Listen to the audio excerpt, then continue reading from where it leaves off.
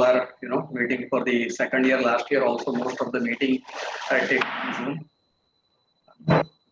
Feels good always to be at Anand. Of course મારે કઈ પેલું કઈ ઇલેક્શન ઓરિએન્ટેડ નથી બોલી રહ્યો પણ કે એવો કોઈ મારો પર્પસ બી નથી તે છતાં બોલું છું કારણ કે છેલ્લા દશક વર્ષમાં થયેલા દરેકે દરેક ચેરમેન જોડે અંગત મિત્રતા છે including Hardikbhai. I was very much excited to come and personally see him this year, but somehow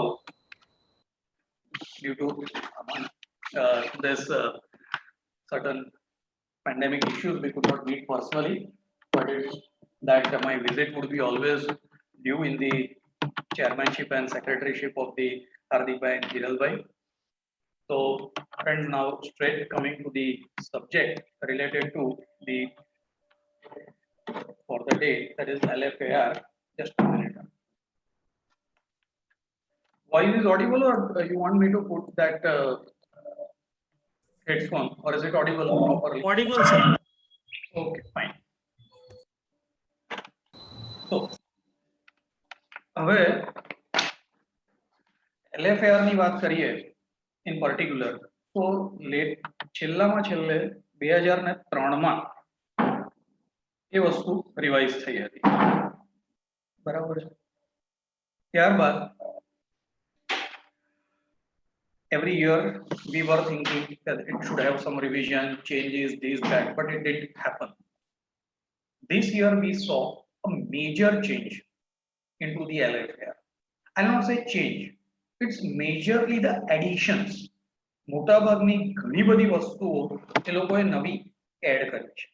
પાછા બે રીતના છે addition. If I talk very properly, that something which we were already doing, કારણ કે LFAR જે છેલ્લો updated 2003 માં આવ્યો, જે 80s કે 90s માં સમવેર ઇન્ટ્રોડ્યુસ થયો હતો, અને જે 2003 માં છેલ્લામાં છેલ્લું એડિશન આવ્યું અને ત્યાર પછી આપણે 2020 માર્ચ સુધી ઓડિટ કર્યું,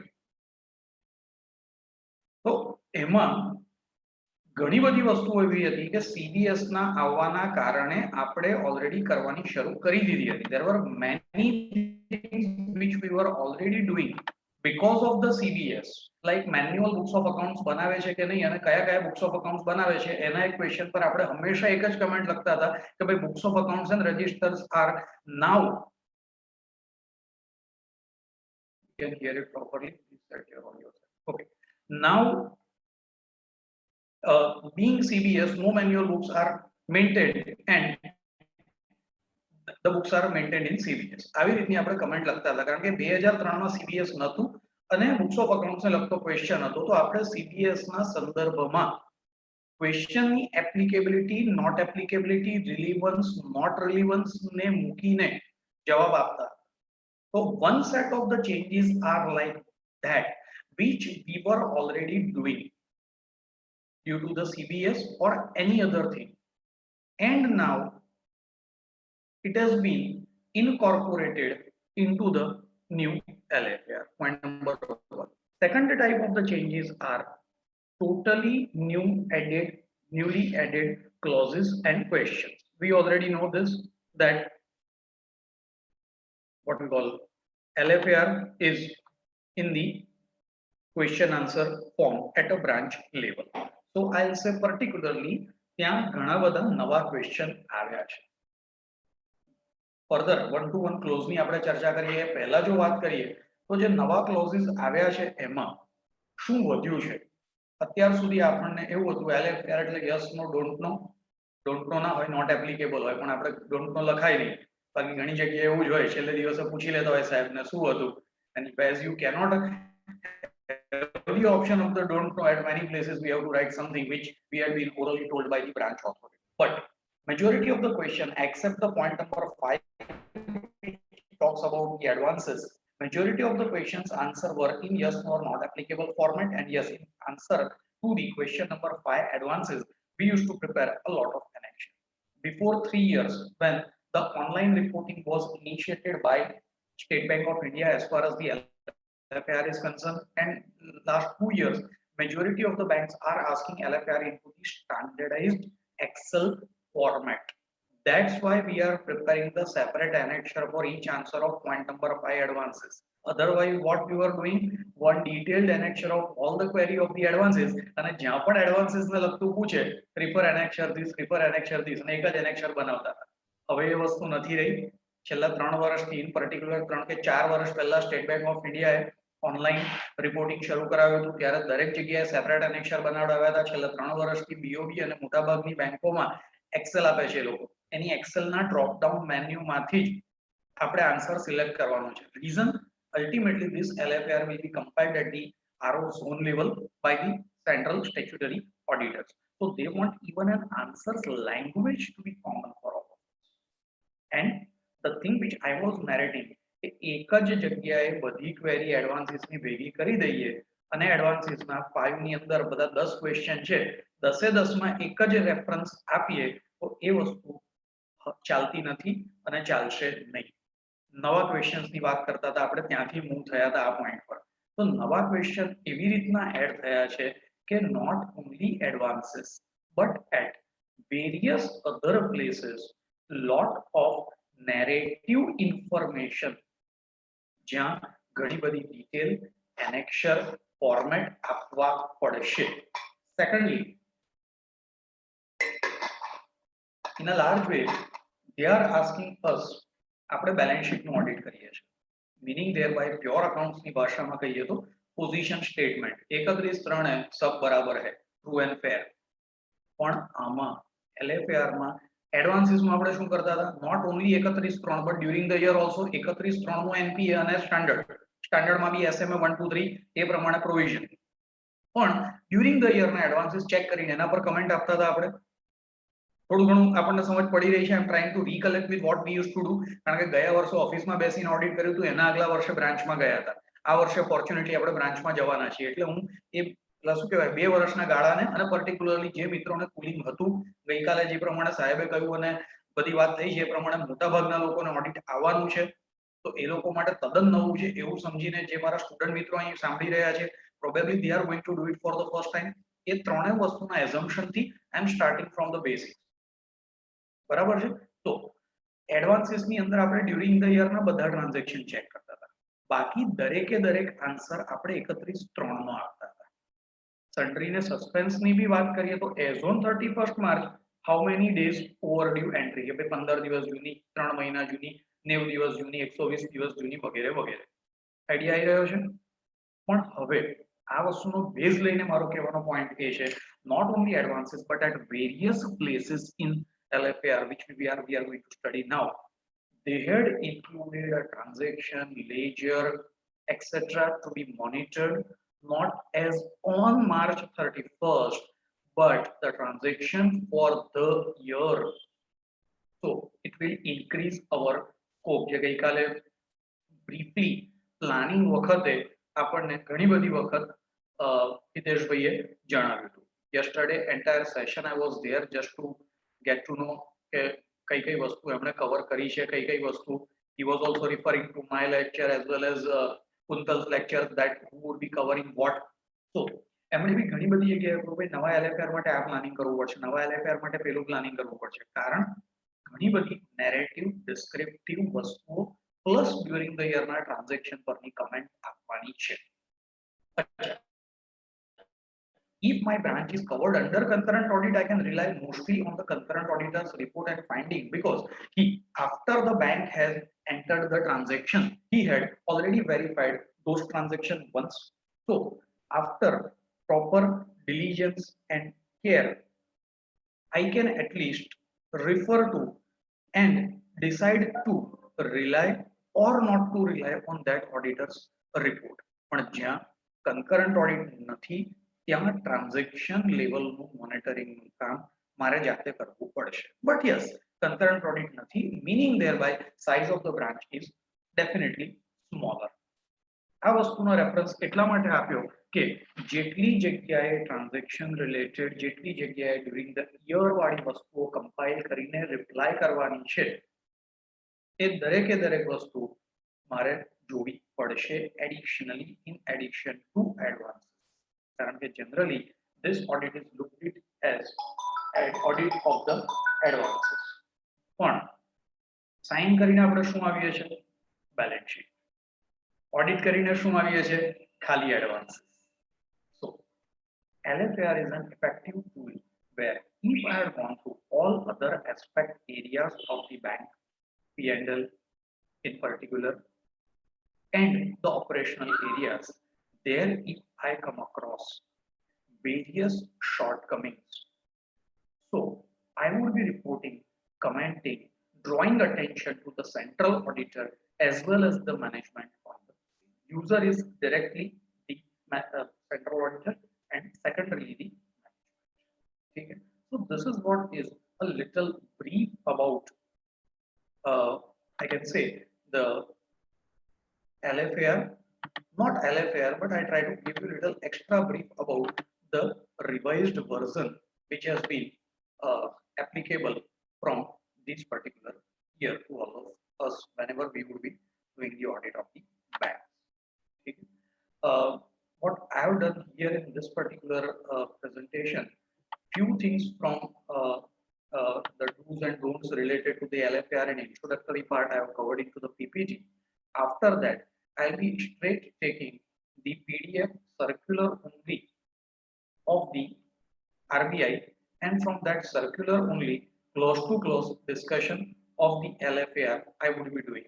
મને યાદ છે 3 વર્ષ પહેલા પણ મેં LFAR પર લેક્ચર આણંદ બ્રાન્ચમાં આપ્યું હતું, ત્યારે પણ મેં એ જ કહ્યું હતું કે LFAR માટે એક જ વસ્તુનું ધ્યાન રાખવાની જરૂર છે, that one should be reading it. There is no any other solution to it.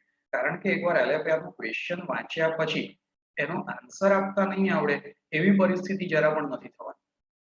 But only key to success for a good LFAR is nothing but read all the questions very carefully. Right? આપણે વાત કરીએ છીએ કે ભાઈ revised LFAR. Honestly ચાલો એવું કહીએ, કેટલાને જૂનો યાદ છે? તો રિવાઇઝ ની બહુ ચિંતા કરવાની જરૂર જ નથી, કારણ કે આપણને જૂનો પણ એટલો ડિટેલમાં યાદ નથી. હા, એટલું યાદ છે કે ભાઈ કયા કયા પોઈન્ટ પર મારા એનેક્સર લેવાના છે, શું છે શું નહીં, વગેરે વગેરે. And those who are going to get the audit after a cooling period or a break, for them there is nothing much to worry about the old or the new. બરાબર છે? તો જે revised LFAR કરીને જે ઘણી બધી ચર્ચાઓ થઈ રહી છે એનાથી વધારે ગભરાવાની જરૂર નથી.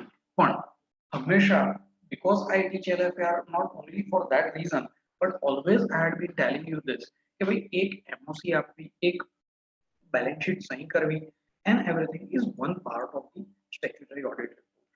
Very important thing is how do I convey all other observation which I had come across for the branch which I am signing and certifying. That entire thing will be taken care, reported through the LFAR. That's what one should very strongly believe. કે ભાઈ આપણને એમ લાગે કે ભાઈ stock statement properly આવતા જ નથી, તો એડવાન્સીસ હું ડીપી નો પોઈન્ટ કેવી રીતે મૂકી શકીશ? તો DP properly arrived at or not, that is a very particular question. પણ ડીપી નો બેઝ શું છે? સ્ટોક અને બુક ડેટ સ્ટેટમેન્ટ. તો આખા LFAR માં એના પર પણ કમેન્ટ કરવા માટેની જગ્યા છે. કન્કરન્ટ ઓડિટરે દરેક રિપોર્ટમાં સાઇઝેબલ અમાઉન્ટ બિયોન્ડ મટીરિયાલિટી પરસેન્ટેજ KYC ની ક્વેરી કાઢેલી છે. તો LFAR માં KYC ની ક્વેરી લખવા માટે પણ જગ્યા છે. પછી મારે ડિટેલમાં જવું કે ના જવું, હું બહુ સિમ્પલ કહું તમને, કન્કરન્ટ ઓડિટમાં બ્રાન્ચ ના હોય તો બી કરંટ અકાઉન્ટના 12 ફોર્મ દરેક મહિનામાંથી એક કઢાઈને તમે જોઈ લો અને 12 માં 2 માં મિસ્ટેક આવે કરંટ અકાઉન્ટની અંદર KYC માં, તો it is beyond material, it must be reported. આ બધી વસ્તુ કહેવાનો પર્પઝ એટલો છે ફ્રેન્ડ્સ કે KYC માં ઘણી બધી વસ્તુ એ લોકો આપણી પાસે માંગે છે. Whenever we attend the meeting of the central auditors, they always tell at various places they have found the LFAR to be the blank, or at various places the people are not compiling the LFAR effectively. That's a major observation we come across. Like મેં તમને કહ્યું એ પ્રમાણે આ વર્ષ KYC ની comment બી એ લોકોએ માંગી છે. તો સાહેબ આપણે થોડી KYC ની કમેન્ટ આપવાની, કેમ ના અપાય? 12 એકાઉન્ટ ઓપનિંગ ફોર્મ કરંટ અકાઉન્ટના અને કરી 12 તારીખ 36 એકાઉન્ટ ઓપનિંગ ફોર્મ સેવિંગ એકાઉન્ટમાં જુઓ તો ખરા. અને કરંટ ઓડિટરે જોયેલું હોય તો આપણે વધારે જોવાની જરૂર નહીં પડે. તો બ્રાન્ચને profit and loss account, GL જેને બેલેન્સ શીટ કહેવાય, plus entire areas of the operation including sundry, suspense, sensitive account or any ledger related to the income, expenditure, wherever, and the procedure, frequent TOD, delegate transaction passed beyond delegatory power, what not. એ દરેકે દરેક વસ્તુ પર comment કરવા માટે LFAR માં જગ્યા છે. Audit પ્લાનિંગમાં હું એટલું કહીશ કે આજે LFAR આપણે વાંચીએ ત્યારે આપણે એટલા મુદ્દા લખી લઈએ બે પાર્ટમાં. એક અથવા જે ખાલી ક્વેશ્ચન પર ટિક કરતા જઈએ કે ભાઈ કઈ કઈ વસ્તુ મારે ત્યાં જઈને પૂછવાની છે, અને બીજું કઈ કઈ વસ્તુના એનેક્ચર બનાવવાના છે. ત્રીજું આ વસ્તુ પૂછવા, એનેક્ચર બનાવવા કે કન્ફર્મ કરવા, what I would be doing. Either I can write down a CPS command over there if I know, or at least I'll ask, okay, by how will I get the audit trail or the thing for the same. Are you getting it? So this is what, according to me, should be the approach for the what we call this in a very short time. What we have to conclude that the bank audit and the LFAR detailed work. પહેલા એવું કરતા હતા કે office આવીને LFAR બનાવતા હતા, પાછળથી submit કરીશું, એ કોઈ જ વસ્તુ ચાલશે નહીં. T20 જેવું છે, બરાબર છે. ગઈ વખતે તો પેલું પ્રેક્ષકો વગર રમ્યા હતા, આ વખતે કેવી રીતે રમવાની થાય છે ખબર નહીં. High quality output would be required from that, shorter period of time which we already have. How does the role of an auditor changes, particularly into the new format as well as with the technology? Quality audit in the limited time, proper planning is required, as we have done very micro detailing regarding planning in yesterday's lecture. Quality of the audit and how we can have the value addition on these key issues. All of us must try to do our best in the larger interest of the profession to have continuity of these assignments coming to us. We need to prove to the bank that we always give the quality. As I already mentioned, it's an effective tool for the auditor to keep the bank informed about important matter which is arising out of the statutory audit exercise related to the transaction, related to the ledgers. ICI issued the guidelines, notes also on the same. LFARs of the branches which we are doing, it is in the question answer form. HO is in the narrative form, so we need not to worry about that. Annexure has to be given. We must be aware about what all annexures are to be given along with the same, that we could plan in advance, right? Annexure are to be given along with the LFAR which is applicable for the branches having the large advances and all. ગયા વર્ષે 2 કરોડની ઉપર સુધીના account માટે જે annexure આપતા હતા separate, એની વાત કરી છે. There is a change into it, that will look into it once we'll come to that particular slide. LFAR, as I said, in 1985 it was introduced. Various revision took place. The latest revision was there in the year 2003, and now major revision, change, addition. They have not done amendment honestly. ઘણી બધી વસ્તુ કાઢી નાખી હોત તો ચાલે, પણ જૂનું બધું રાખી મૂક્યું છે, પ્લસ નવું ઘણું બધું એડ કર્યું છે. So that is there in September 5th 2020. That's the date on which the circular of the revised LFAR has come. Okay. Now branch will be responsible for compiling the information which is required for the LFAR, and auditor will be verifying the same. So branch આપણને information તો readily આપશે. It's their responsibility to compile, but it's my duty to ask at least to have an effective LFAR being compiled. Auditor should therefore ensure documentation of the file is adequate and record and working paper are planned and filed in systematical manner, which are to be included in LFAR. RO, ZO, HO, CSA, the other auditor, RBI auditor, they all are going to be using the LFAR which we make. Before we pick up the LFAR in particular, very quickly some do's and don'ts. What I already mentioned, દરેક question detailed માં વાંચવા અને દરેક question નો answer આપવા. SBI વગેરે જેમાં totally online છે ત્યાં તો એવું છે કે ભાઈ આન્સર બ્લેન્ક જાય તો ફાઇલ વેલિડેટ જ નહીં. BOD કે જે બધા ડ્રોપ ડાઉન મેન્યુમાં આપે છે એક્સેલમાં, ત્યાં પણ એવું જ છે, જ્યાં સુધી આન્સર સિલેક્ટ નહીં કરો આગળ વાત વધશે. One shall be avoiding vague language and general command. It has to be very specific language and very specific command. Give the specific instance of the weakness or the shortcoming. Kya શું ભૂલ છે with details, may be type of the transaction, account number, amount involved, so on and so forth. Main audit report and LFAR, they are two separate reports. Main audit report is what? A statutory audit report. True and fair opinion. LFAR is a descriptive report. Qualification in the LFAR, if material, it would be part of the main report, otherwise not. Main report is a self-contained document, should not have a reference of LFAR. Main report માં કોઈ query લખવાની છે independently લખો, એમાં LFAR ના annexure નો કોઈ reference આપવાનો નહીં. It should be sufficiently detailed and quantified with amounts to enable expeditious consolidation by the central auditors. And just don't make it copy of the last year. It is very important to the management as well as central auditor. Finalize this both simultaneously. You can go back at office and compile it the same, well drafted in the language as well.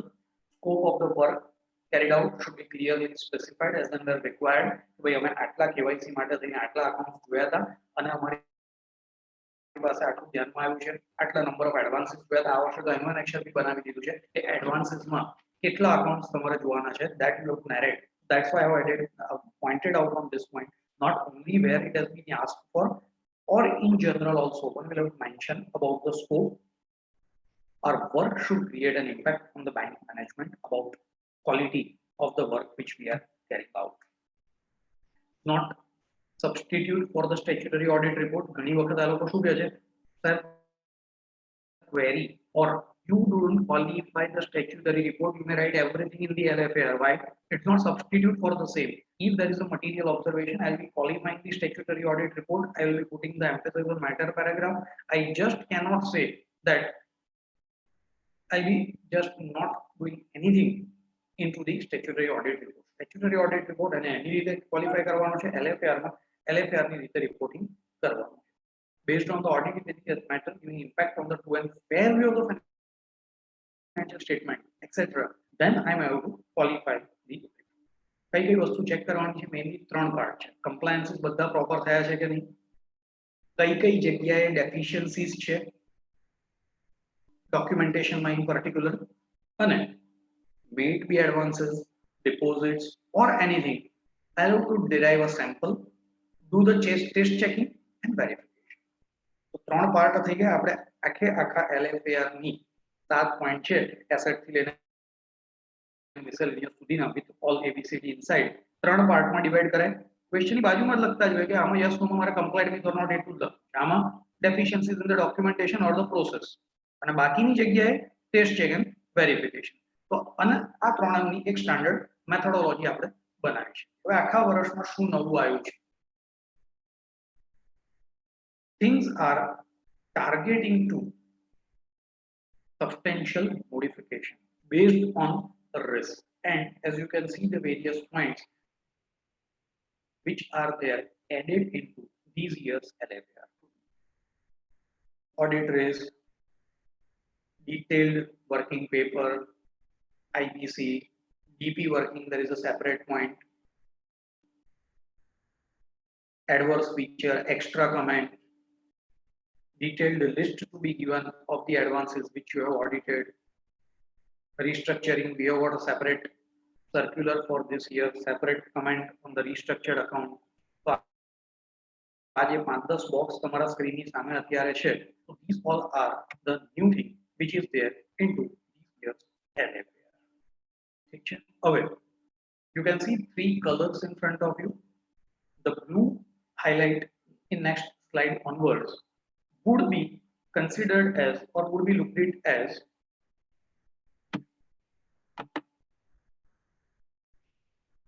voice is not clear. You want me to use the headphone if is it so?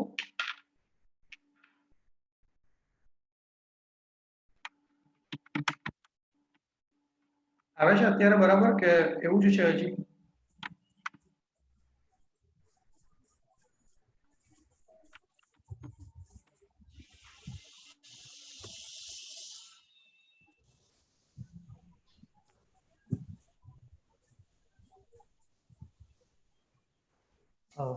Is it comparatively better with the headphone? Okay, fine.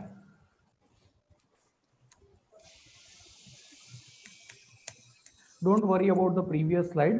That each point of the previous slide is coming one by one. By any chance, if you want to take any screenshot or something like that, I am just taking you to the previous slide. સાહેબ એવું લાગે તો unmute કરીને બોલી દેજો યાર, chat બોક્સમાં બધે ભેગું ભેગું ધ્યાન નહીં અપાય. સર થોડું માઇક ઉપર હશે ને તો સારું રહેશે. હવે આ પેલું હેડફોન પર વધારે ક્લિયર આવતું હતું, લેપટોપ હા.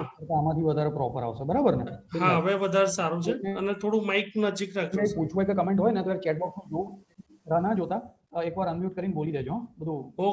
Okay sir.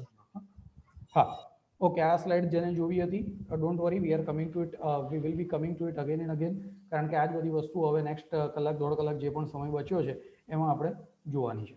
3 કલર પર ખાસ ધ્યાન આપી દેજો. જે બ્લુ કલરનું આવશે હવે પછીની સ્લાઇડમાં, what are those? They are the best practices which we were doing. એટલે ઓડિટની મેથડ આપણે ઓલરેડી ફોલો કરતા હતા અથવા ચેક કરતા હતા, એ વસ્તુ હવે લોકોએ શું કર્યું છે? Added into the LFAR. Yellow કલરમાં જે ક્લોઝિસ આવશે તમારા સ્ક્રીનમાં એ શું છે? Totally new requirement. બ્લુમાં બી છે, નવું જ છે, પણ કેવું હતું કે ભાઈ 2003માં ATM હતા જ નહીં એટલા બધા, તો આપણે કેશની અંદર કેશ ચેક કરતા હતા તો એમાં ATMની કેશ લખી જ દેતા હતા. તો આ વખતે એ લોકોએ શું ચેક કર્યું? એડ કર્યું કે ભાઈ ATM શબ્દ અંદર નવો નાખ્યો. So that is what the best practice which I was already doing, કે ભાઈ કેશની જોડે હું ATM બ્રાન્ચ લિંક હોય તો એની કેશ જોતો હતો અને રાતના 12 વાગ્યાનું એનું રીડિંગ અને બપોરે 3:30 વાગ્યાની બ્રાન્ચની કેશ, એ બેનું ટોટલ થાય એ 31 કેશ હું GL જોડે મેચ કરતો હતો. તો આ વર્ષની બેસ્ટ પ્રેક્ટિસીસમાં શું કર્યું? ATMની કેશ જે આપણે વર્ષોથી જોતા હતા સેપરેટલી, એ વસ્તુ એ લોકોએ ક્વેશ્ચન આન્સરમાં એડ કરી લીધી, કારણ કે 2021માં એ લોકોને એવું લાગ્યું 2020 5 સપ્ટેમ્બરે કે ભાઈ હા, ATMની કેશ બી બ્રાન્ચની કેશનો પાર્ટ છે જો ATM બ્રાન્ચ લિંક્ડ હોય તો, અને auditor should comment on the same. એવી ઘણી બધી વસ્તુઓ છે જે આપણે ઓલરેડી કરતા હતા as a best practices or as an audit planning with respect to what we call it as the CBS, હવે ઇન્ક્લુડ કર્યું છે. યલોમાં જે બી આવશે બધા નવા ક્લોઝિસ છે, અને ઓરેન્જ જે છે એ શું છે? થોડું ઘણું મોડિફિકેશન, બરાબર છે? So now I be just taking up the circular directly, અને એની અંદરથી જ આપણે, મેં ઓલરેડી કમેન્ટ બી લખી દીધી છે આમાં જ, અને એમાંથી જ આપણે દરેકે દરેક clause one by one we would be starting. PPT જોઈએ તો કદાચ આપણા હિતેશભાઈએ બી કમ્પાઇલ કર્યું છે, આની અંદર કમેન્ટ કરીને મેં પણ રેડી કર્યું છે. Maximum by tomorrow I will be able to give you, બરાબર છે? હવે આપણે શું કરીશું? We have got about 1.5 hour, 1 hour 20 minutes with us. So I'll try to read each one of the point. જે બહુ જ કોમન છે, ગયા વર્ષથી હતા એવા છે, એને ટચ એન્ડ ગો કરીશું, અને જેટલી જગ્યાએ ચેન્જીસ છે એ દરેકે દરેક વસ્તુ આપણે ટેકઅપ કરીશું, બરાબર છે? તો જે લોકોને પહેલી વાર પણ LFAR કરવાનો આવવાનો છે, 2 વર્ષ પછી કરવાનો આવવાનો છે, અને ઓનેસ્ટલી ગયા વખતનો LFAR એવો ડિટેલમાં આપણને યાદ બી નથી, તો રિવાઇઝ હોય કે નવું હોય કે આખો હોય, આઈ ટ્રાય ટુ ગો થ્રુ કે ભાઈ નેક્સ્ટ 1 hour 20 મિનિટ્સની અંદર આખો LFAR આપણે વાંચીએ, અને નવા પોઈન્ટ આવ્યા છે વાંચીએ તો ખરા, પણ એને લગતા અકોર્ડિંગ ટુ મી, કારણ કે હજી સુધી ICAની ગાઈડન્સ નોટ બી આવી નથી, તો according to me vote food B the point one should keep in mind, or I'll say the methodology which one should have for the same, right? So now let us go through this one by one.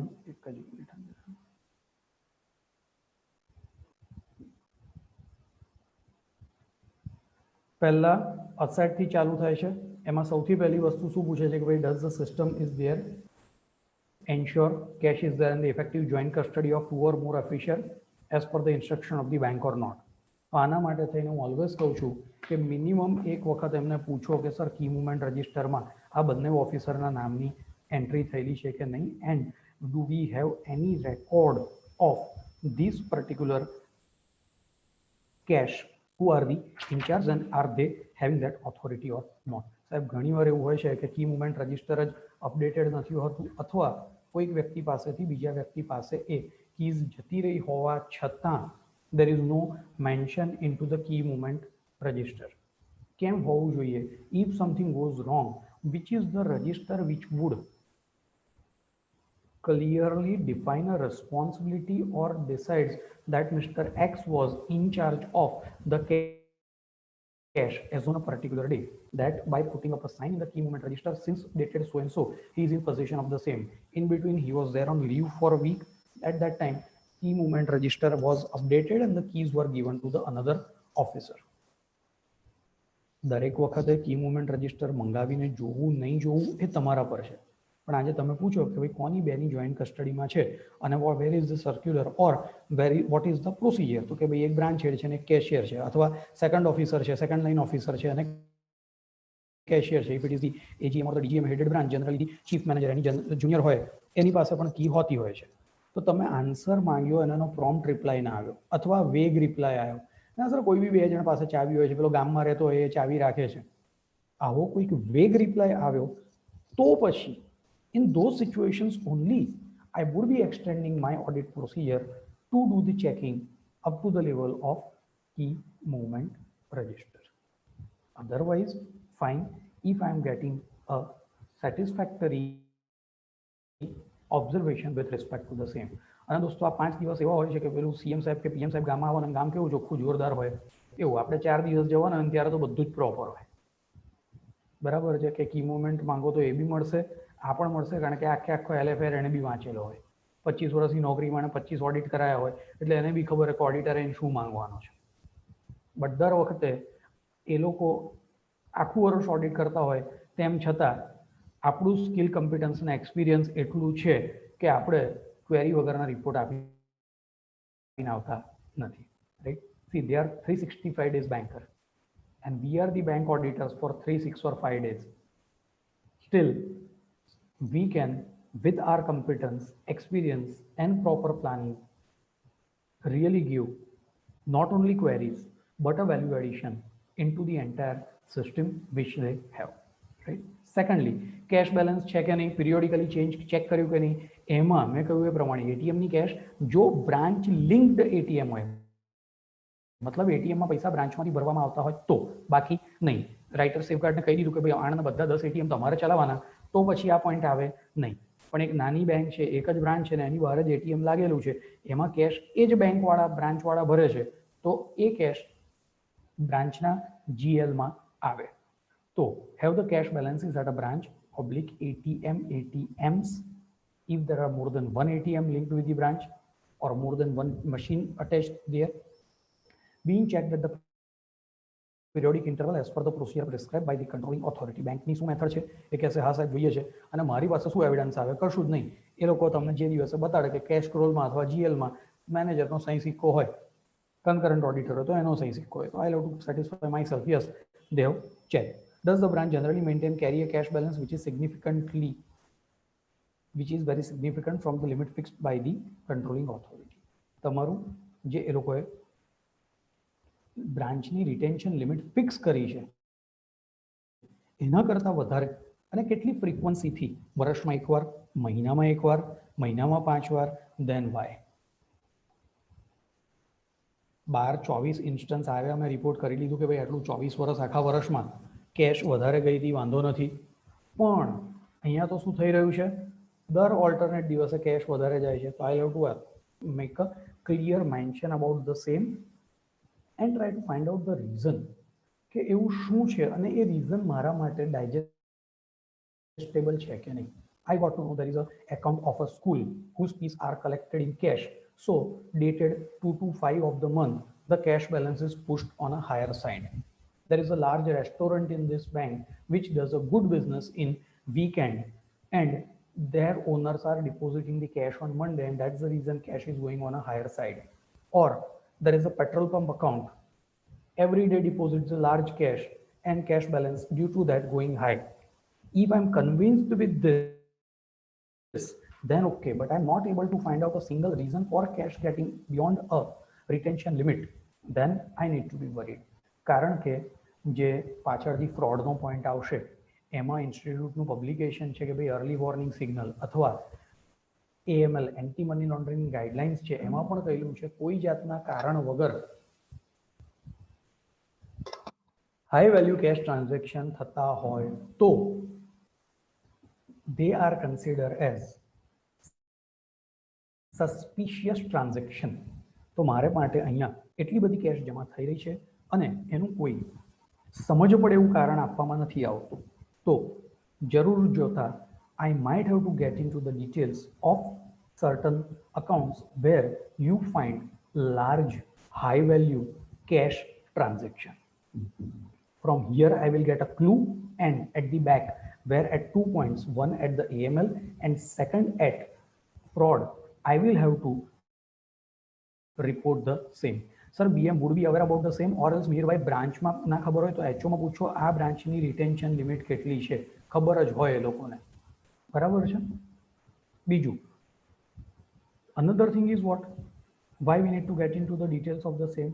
સાહેબ એની retention limit 18 lakh રૂપિયા છે, તો 18 લાખને એકમો રૂપિયો જે બી પડેલો છે ત્યાં એ અનસિક્યોર્ડ છે.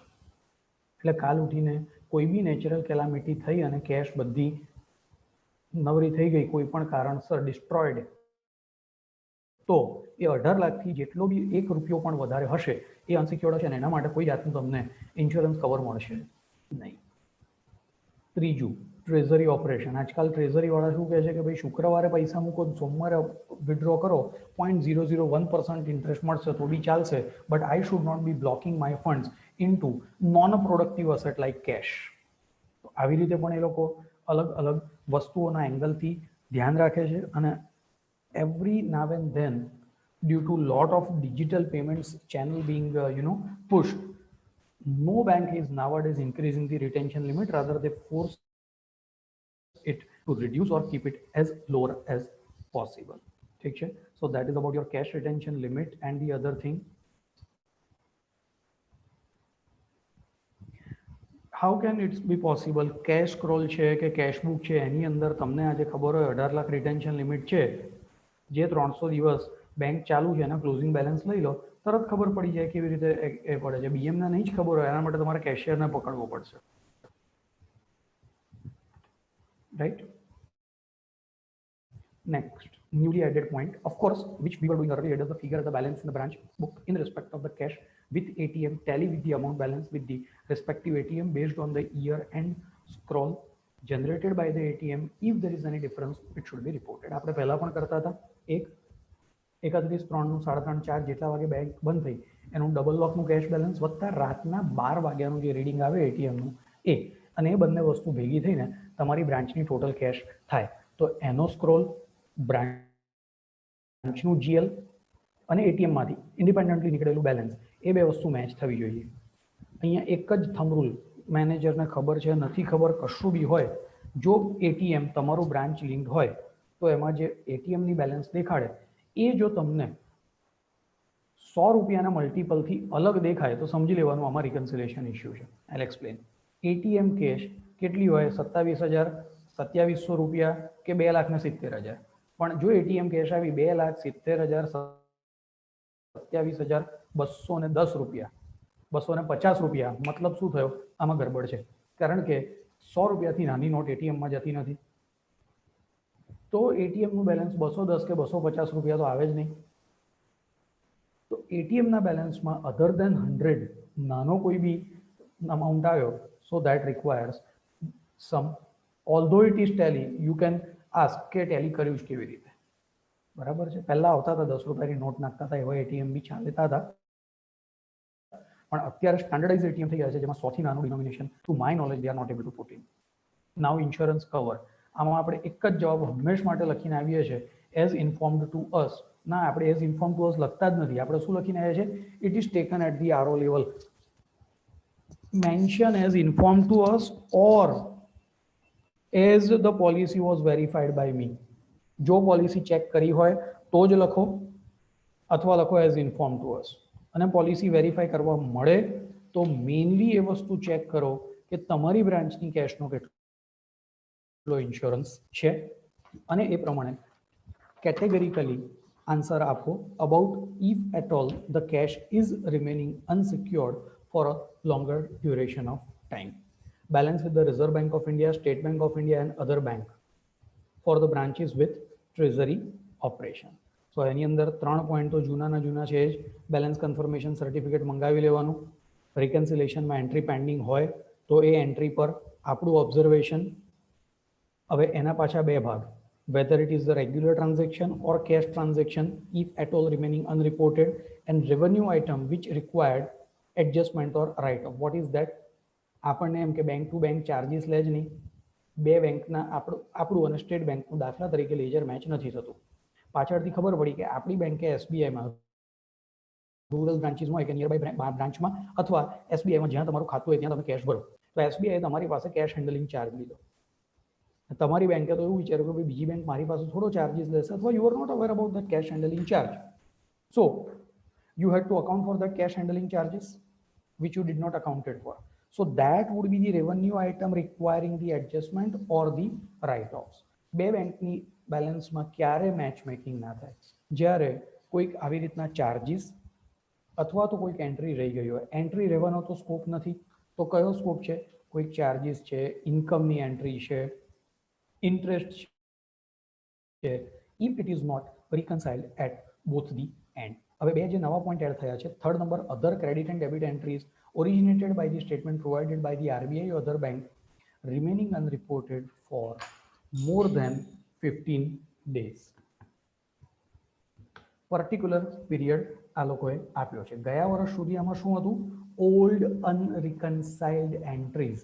અહીંયા આગળ specifically word they have come out with 15 days, એટલે મારે છેલ્લા 15 દિવસનું એનું લેજર કઢાવીને જોઈ લેવાનું છે. બરાબર છે? Now, accounts with the RBI for other matters to be reported entries originated prior to but communicated to record after the year end in relation to particularly આજે આખે આખો યલો કલરમાં નવો પોઈન્ટ છે 4 નંબરનો.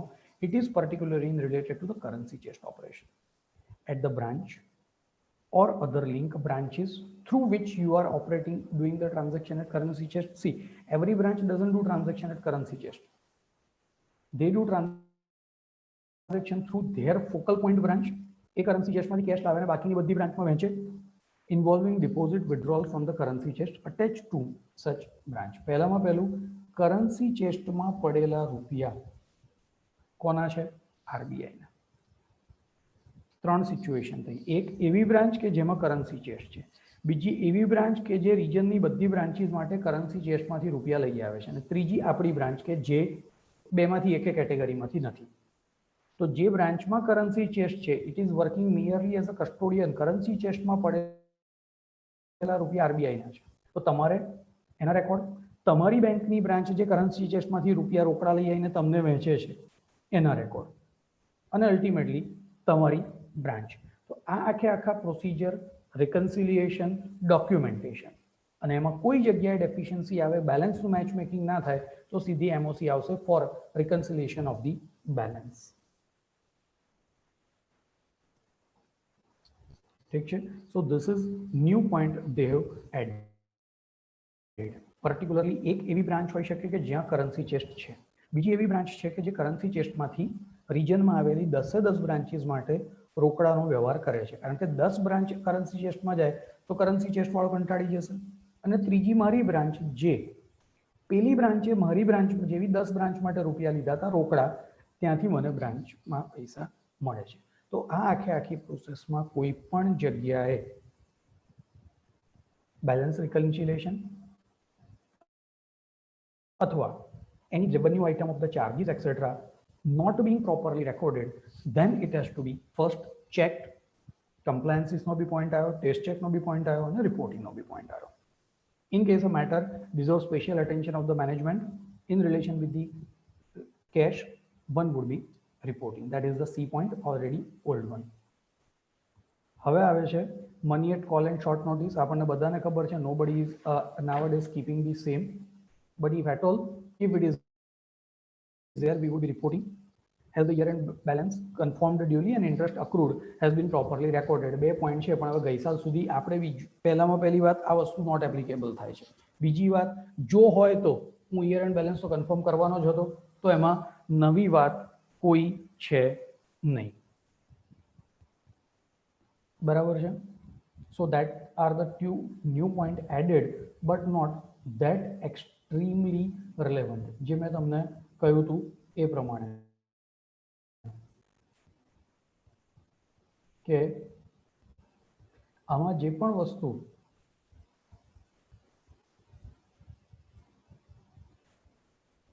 પર્ટિક્યુલરલી બ્લુમાં આવશે એ નવી છે પણ વધારે પડતી એની રિલિવન્સ નહીં હોય, કારણ કે એ વસ્તુ એવી છે કે જે આપણે ઓલરેડી ચેક કરી રહ્યા હતા. અરે બાપરે, તમને લોકોને પીપીટી નથી દેખાઈ રહ્યું? પીડીએફ નથી દેખાઈ રહી?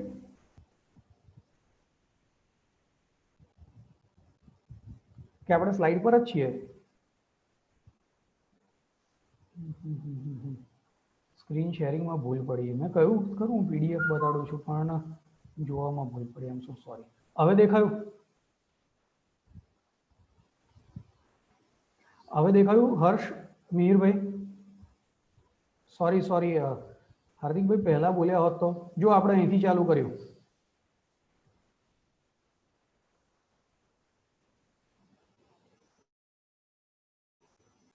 આ આખો સર્ક્યુલર જે નવો આવ્યો એ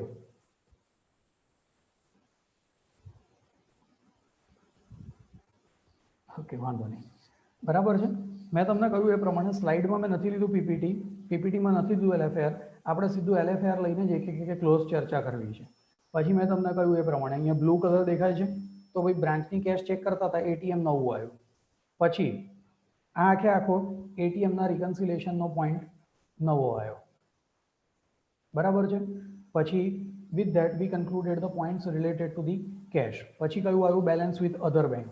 એમાં જે અધર બેંક જોડે બીજી ડેબિટ ક્રેડિટ એન્ટ્રી જોવાની હોય એ આપણે જોતા જ હતા, પણ એને લગતો એક પોઈન્ટ એ લોકોએ નવો એડ કર્યો. અને હમણાં જે સૌથી છેલ્લે હું કરન્સી ચેસ્ટ પોઈન્ટનો પોઈન્ટ બોલ્યો, 4 નંબરનો પોઈન્ટ યલો કલરમાં તમે જુઓ છો એ, રાઈટ? તો એમાં શું વસ્તુ આવી? કરન્સી ચેસ્ટને લગતા ટ્રાન્ઝેક્શનની અંદર સ્પેસિફિકલી કોઈ વસ્તુ હોય તો કમેન્ટ કરવાની છે. Very remotely feasible at our branches, બરાબર છે. બ્લુ વાળા પોઈન્ટ એવા છે કે જે નવા છે પણ નવું કંઈ નથી. Are you getting my point? Because this I was already checking the unreported as well as unreconciled entries. ठीक है? Are we clear on that?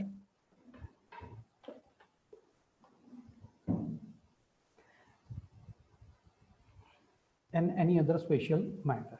પછી આપણે આવ્યા મની એટ કોલ. જનરલી હોતું જ નથી બ્રાન્ચીસમાં, હોય તો આપણે એનો બેલેન્સ ચેક કરતા હતા, તો બેલેન્સ ચેક કર્યું કે નહીં એના માટે point number B and C they have added. અને બેલેન્સ હોય તો બી એની ઉપર વ્યાજ પણ હોય, અને વ્યાજ આપણે અક્રુવલ સિસ્ટમ પ્રમાણે એને એની અંદર લઈ લઈએ. તો by any chance if your branch has this, you will have to take a separate confirmation along with the income thereon. બાકી તો money at call at short notice would continue to remain even not applicable. પછી આવ્યું investment. એ પણ એક એવો point છે which will continue to remain not applicable. પણ કઈ પરિસ્થિતિમાં કઈ જગ્યાએ તમને ઇન્વેસ્ટમેન્ટ જોવા મળી શકે છે? આજની તારીખમાં તો એબ્સોલ્યુટલી નહીં, પણ by branch as per the RBI guidelines cannot hold investment in its own name. But there could be investment parked at a branch. GL લઈને જુઓ ને તો જ ખબર પડે, મેનેજરને નહીં જ ખબર હોય. જેવું હમણાં આપણે એક મિત્રોએ મેરભાઈ હમણાં કહ્યું એવું કે અડધી વસ્તુ પહેલાને ખબર જ નથી હોતી. હા, સાચી વાત છે. એને પૂછશો તેને ખબર નહીં હોય, પણ જીએલમાં જોશો ને ઇન્વેસ્ટમેન્ટમાં તો કે સાહેબ અહીંયા 10 લાખ રૂપિયા શેના પડ્યા છે, મેં નથી કર્યું, મારા ટાઈમનું નથી. એલા ભાઈ, હું તો 2 દિવસ પહેલા આવ્યો, તમે તો 2.5 વર્ષથી છો. મારા ટાઈમનું તમારા ટાઈમનું જવા દો. Only remotest possibility where there could be investment into the branch balance sheet when there are certain investment which the bank is into possession due to any liquidation process or due to any reason whatsoever, and its proceeds are to be received at a particular location and your branch is situated there. આણંદની કોઈ company લિક્વિડેશનમાં ગઈ અને એણે બેંકની લોનના પેટે એને કોઈ loan ચૂકવી નહીં, પણ એના નવી કંપની જેણે ટેક ઓવર કરી એણે એને શેર્સ અથવા તો ડિવેન્ચર આપી દીધા અને કહ્યું વર્ષે વર્ષે વ્યાજ લેતા રહેજો, પછી આપણે જોઈએ છે અમે તમને કઈ રીતે લોન રીપે કરીએ છીએ. હવે તો બધું ઓનલાઈન થઈ ગયું, ડીમેટ થઈ ગયું, એટલે એ પ્રશ્ન પણ આવવાનો નથી. પણ પહેલા આવી પરિસ્થિતિમાં બેંક શું કરતી હતી કે ભાઈ કંપની ક્યાંની છે? આણંદની. ડિવિડન્ડ ક્યાં આવશે? કંપનીના આણંદથી. તો આણંદની કોઈ એક બ્રાન્ચમાં આ ઇન્વેસ્ટમેન્ટને પાર્ક કરી દો. Investment will is with the ochre but park at a branch just for better collection of the income arising out of the same. આ એક જ કોન્સેપ્ટ હતો. આટલા બધા વખતમાં ઘણું રિસર્ચ કર્યા પછી ખબર પડી કે ક્યાં ઇન્વેસ્ટમેન્ટ હોઈ શકે. બાકી વર્ષોથી ઓડિટ કરીએ છીએ આપણે, નીલ જ લખીએ છીએ, પણ નીલ લખતા હોય ત્યારે એન્શ્યોર કરી લેવું actually it is nil. Yellow newly added clause orange જૂનો ક્લોઝ હતો એમાં ચેન્જીસ છે અને તમારી જમણી બાજુ તમે જોઈ શકો છો શું ચેન્જ છે એ લખેલું છે. આ પીપીટી હું તમારી જોડે આવતીકાલે શેર કરીશ આ પ્રેઝન્ટેશન, કારણ કે થોડુંક બનાવવાનું બાકી છે. આમાં હું જે મેથડ બોલી રહ્યો છું ને એ પણ અહીંયા બાજુ જમણી બાજુ જે બ્લેન્ક વસ્તુ છે એમાં આપણે અત્યારે લખવાનું કામ ચાલે છે. So I be able to share that with you along with this colour coding. ઠીક છે. નાઉ હવે આપણે ક્યાં આવી ગયા? 5 નંબરનો પોઈન્ટ, એડવાન્સીસ. સૌથી અગત્યનું, સૌથી ઇમ્પોર્ટન્ટ, જ્યાં ઘણી બધી વધારે વસ્તુઓ આપણે રિપોર્ટ કરવાના છીએ. Anybody having any doubt? Comfortable with the speed and flow ને? કારણ કે ભાઈ આમાં કેવું છે યાર, સામે મોઢા દેખાતા નથી, બધા આપણે મારા સિવાય કેમેરા બંધ કરીને બેઠા છીએ એટલે મને આઈડિયા આવતો નથી કોઈનું મોઢું જોયા વગર. સો that's the reason I M just keep on asking કે ભાઈ બરાબર છે કે નહીં, કોઈને કંઈ ક્વેરી છે કે નહીં. ચેરમેન સાહેબ ચાલે છે ને બરાબર? Okay okay fine, thank you સાહેબ. હા, કારણ કે LFAR કેવું છે, એમઓસી ને એવું કંઈક હશે ને નાની મોટી એડવાન્સીસની ક્વેરી તો ઇમિડિયેટલી આપણાથી કોઈ પૂછી બી લેવાશે ફોન કરીને. પણ LFAR નું કેવું છે, કોઈકને પૂછશો આવો ક્વેશ્ચન છે એલા શું લખું, બોલો કે હા આવું પૂછી લો ને મેનેજરને લખી દો.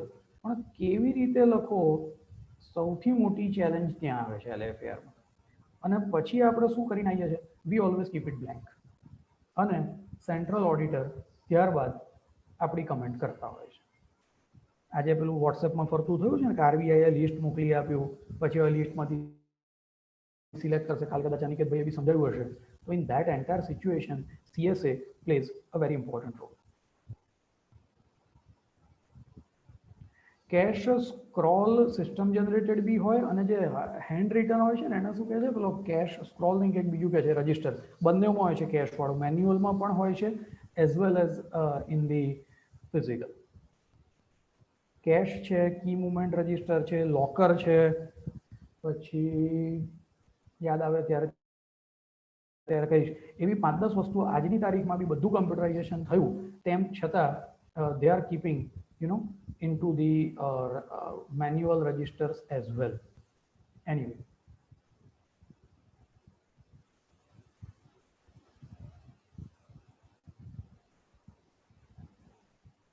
એક જ મિનિટ, આપણે હવે એડવાન્સીસનું શરૂ કરીએ. મેં તમને કહ્યું એ પ્રમાણે શું નવું છે.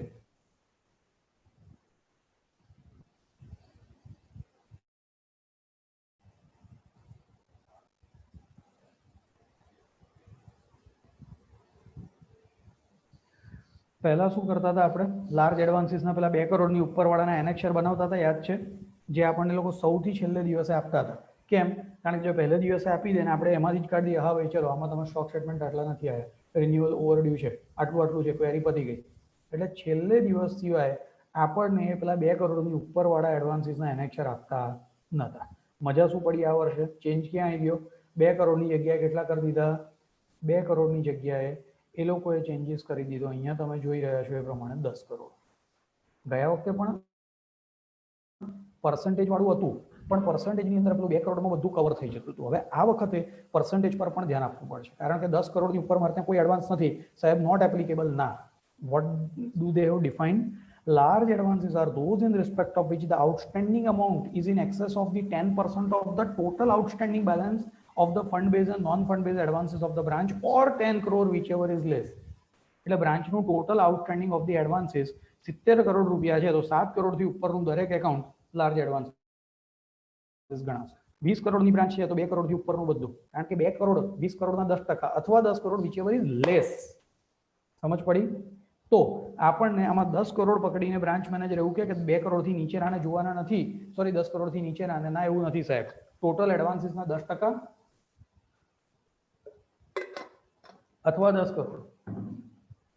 250 કરોડની બ્રાન્ચ છે તો 25 કરોડની ઉપરવાળા ના, ત્યાં પાછું whichever is less 10 કરોડની ઉપરના બધા. Are you getting my point? ગયા વર્ષ સુધી 2 કરોડની ઉપરના જે પણ એડવાન્સીસ ટુ એલેક્શર સેપરેટ બનાવતા હતા એમાં આ વખતે 10 કરોડ લિમિટ થઈ, પણ આ 10% વાળું જે છે એ મારે ધ્યાનથી જોઈ લેવું પડશે. ત્યાં જતાં પહેલા પ્લાનિંગ સ્ટેજ પર જે ગઈકાલે કહ્યું સાહેબ એ પ્રમાણે કે ભાઈ પહેલા એડવાન્સીસ તો પૂછશો જ તમે, તો પૂછીને જાણી લેવાનું કે ભાઈ કેટલું છે એડવાન્સીસ, અને એ પ્રમાણે તમારું આ 10% વાળું આવશે. હવે આ ઓરેન્જ વાળું શું હતું? ચેન્જ. યલો વાળું શું છે? નવી વસ્તુ. બહુ ધ્યાનથી સમજજો. એવું નથી કે 2 કરોડ 10 કરોડથી નીચેવાળા ચેક નથી કરવાના. Second point is coming to that. For all the account above threshold, 10 CR and above, let's take an example. What is to be checked? At what level my audit would be done?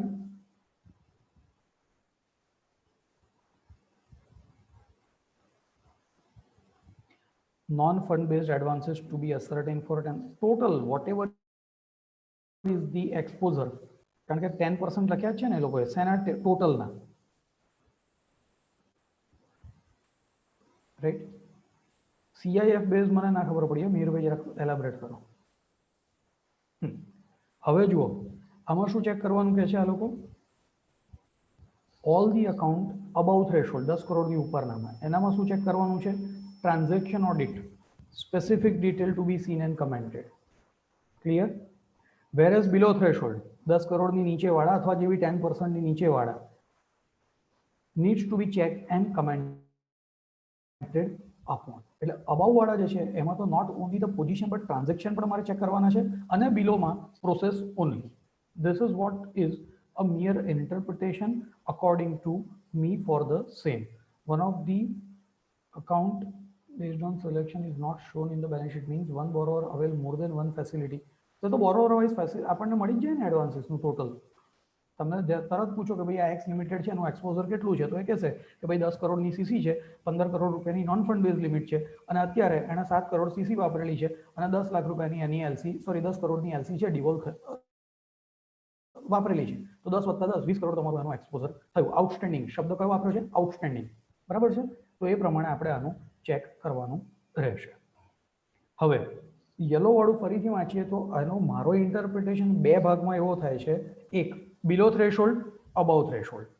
About થ્રેશોલ્ડમાં તો શું કહ્યું છે? Not only the position but also transaction selected specified at our sample. એટલે 3 મહિનાનું ledger કાઢીને minimum જોવું પડશે.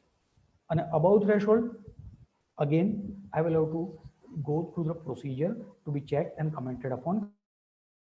Comment on the branch auditor on the adverse, significant adverse feature which might need attention of the management or central auditor.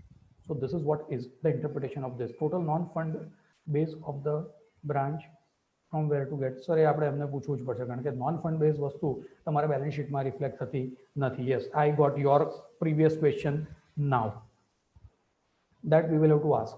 Table આપ્યું છે ને, આમાં નીચે ટેબલ આવશે, એમાં એ લોકોએ મેન્શન કર્યું છે કઈ રીતે જવાનું છે. Now I got your first question Trivediji, જે તમે પૂછ્યું હતું. નોન ફંડ બેઝ આપણે એને પૂછવું પડશે કે it won't be reflected in the balance sheet. ઠીક છે, તો આ વસ્તુ આપણે ચેક કરવાની છે. અને as you can see in the further below, આ નવી વસ્તુ છે. એક ખાલી સેકન્ડ પોઈન્ટ જે આપણે ગઈ સાલ કરતા હતા એ તો છે જ, critical comment based on the review, test check etcetera to be given in the below paragraphs. એ આપણે કરતા હતા, તો જસ્ટ રીડિંગ ઇટ આઉટ. હવે જે યલો કરેલું ટેબલ તમારી સામે જે આવી રહ્યું છે એ આપણે ચેક કરો, કમ્પાઇલ કરવાનું છે. ગઈકાલે હિતેશભાઈએ કદાચ આનો રેફરન્સ કર્યો હતો કે પહેલા શું કરતા હતા, મરજી પડે એમ સેમ્પલ બનાવીને આપણે લખી નાખતા હતા કે ભાઈ આટલા ચેક કર્યા કે આટલા ચેક નથી કર્યા. હવે શું છે? ચેક કરો ના કરો એની જોડે જેટલા પણ ચેક કરો, એક તો કમ્પલસરી થઈ ગયા થ્રેશોલ્ડની અબવ વાળા, અને બાકીના કેટલા ચેક કર્યા એની ડિટેલ આપવાની છે. Account number, account name, balance as at the year end, funded balance as at the year end, non funded અને ટોટલ. અને એના પછી total outstanding of the branch, બરાબર છે, કેટલું થયું આટલું, અને એમાંથી મેં કેટલા ચેક કર્યા. એટલે અહીંયા જ પેલો માણસ સેન્ટ્રલ ઓડિટર કે જે બી હશે એને ખબર પડી જશે કે ભાઈ આણે ટોટલ કેટલું ચેક કર્યું. હવે આવું આપણે નહોતા કરતા, આપણે કરતા હતા કે ભાઈ ડ્યુરિંગ ધ યરનું સેન્કશન છે તો રિટેલને છોડીને 100% કરતા હતા. રિટેલ વ્હીકલ જે હાઉસિંગ લોન છે એમાં 5-10 ફાઇલો તો પૂરેપૂરી ચેક કરતા હતા. હવે 250 કાર લોનની ફાઇલ હોય તો હું 25 ફાઇલ જોતો હતો. તો હું પર્સન્ટેજ કાઢતો નહોતો, હું આ બધું કરતો તો ખરો જ, પણ આ વસ્તુ હવે અહીંયા આ લોકોએ ટોટલ લખાવડાવી છે. અને ત્રિવેદી સાહેબ, હમણાં તમે પૂછ્યું એ પ્રમાણે બ્રાન્ચમાંથી મારે ડેટા લઈને નોન ફંડ બેઝનું બી આઉટસ્ટેન્ડિંગ અહીંયા લખવું પડશે. પછી મેં કેટલું ચેક કર્યું છે એના પર્સન્ટેજ નીકળશે અને અહીંયાથી જ એ લોકો જોઈ લેશે. હજી ગાઈડન્સ નોટ આવશે અને આપણે જોઈએ એમાં એ લોકો શું કહેવા માંગે છે. ડ્રાફ્ટ મેં વાંચી, જે કમેન્ટ્સ માટે મૂકી હતી ઇન્સ્ટિટ્યૂટે, પણ એમાં CSN લગતા વધારે પેરા હતા. એટલે અહીંયા એ લોકો આપણને કદાચ કહી શકે છે કે ભાઈ minimum this much percentage of the audit should be done. But આપણને બી ખબર છે કે જો ડ્યુરિંગ ધ યરના 100% આપણે ચેક કરીએ છીએ અને ડ્યુરિંગ ધ યર સિવાયના જે છે એ લાર્જ એડવાન્સીસ તો પાછા આ થ્રેશોલ્ડના લીધે થઈને 100% ચેક થઈ જ જવાના છે. તો એમ જોવા જાવ તો અહીંયા સેમ્પલ સાઇઝ માટે થઈને મારે કોઈ વધારે મહેનત નહીં કરવી પડે. એવરેજ 50% ઉપર તો તમારી સેમ્પલ સાઇઝ આવી જ જશે, કારણ કે નવું ફંડિંગ બધું ચેક કરી લીધું, થ્રેશોલ્ડની ઉપર 10 કરોડની ઉપર કે જે બી 10%ની ઉપર છે એ બધું ચેક કરી લીધું. અને પાછા બે પાર્ટમાં આપણે આનો આન્સર આપીશું. આખી હું તમને presentation with colour coding and comment આપવાનો જ છું. આ ટેબલ ફરીથી એકવાર શાંતિથી જોજો, બ્રાન્ચમાં જતા પહેલા જોજો, કારણ કે પ્લાનિંગ વખતે આપણે આ કરવું પડશે. આ વખતે એક આર્ટિકલ ક્લર્ક કે એક વ્યક્તિને એવો લઈને જવો પડશે કે જે LFAR ને લગતું ડોક્યુમેન્ટેશન કરીને બધું લખ્યા કરે. કે અત્યાર સુધી કેવું હતું, બ્રાન્ચમાં રિજનમાં એક એવો મિનિમમ હોશિયાર માણસ હોતો હતો કે જે એનેક્શર હતું LFAR જે જોઈએ ને કાઢી ના દેતો હતો. પણ આવી બધી વસ્તુ બધા માટે આ વર્ષે નવી છે, બરાબર છે. હવે આવીએ છીએ ક્રેડિટ અપ્રેઝલ. હવે જે આખો પાર્ટ શરૂ થાય છે એ એડવાન્સીસને લગતો છે, જેના પર ઓલરેડી તમારા કદાચ 2 સેશન છે, એક આનંદભાઈનું બી છે અને હિતેશભાઈનું બી છે. તો અહીંયા I will restrict my discussion up to the LFAR only and not go into the advances to the extent I can control myself. Otherwise આ એક એવો એરિયા છે કે જ્યાં ઓલવેઝ એવું થાય કે LFAR નું સેશન પહેલું હોય તો પેલો LFAR વાળો ફેકલ્ટી એડવાન્સીસ નું બોલી જાય, અથવા એડવાન્સીસ નું સેશન પહેલા થઈ ગયું હોય તો તમને એવું લાગે કે આ રિપીટેશન થઈ રહ્યું છે. But this is the point at which we need to give a lot of comment with respect to the advances in the LFAR which we are compiling. ઠીક છે. પહેલા તો એ જ છે કે ભાઈ પ્રોપર પ્રોસિજર છે કે નહીં, પ્રોપર ડોક્યુમેન્ટેશન થયું છે કે નહીં, which we were already doing. તો મારે જૂનો પોઈન્ટ આખો નથી વાંચવો, મારે નવા પોઈન્ટ પર આવવું છે કે જ્યાં હું ઓડિટ નથી કરવાનો એવું સહેજ પણ નથી, બિલીવ મી.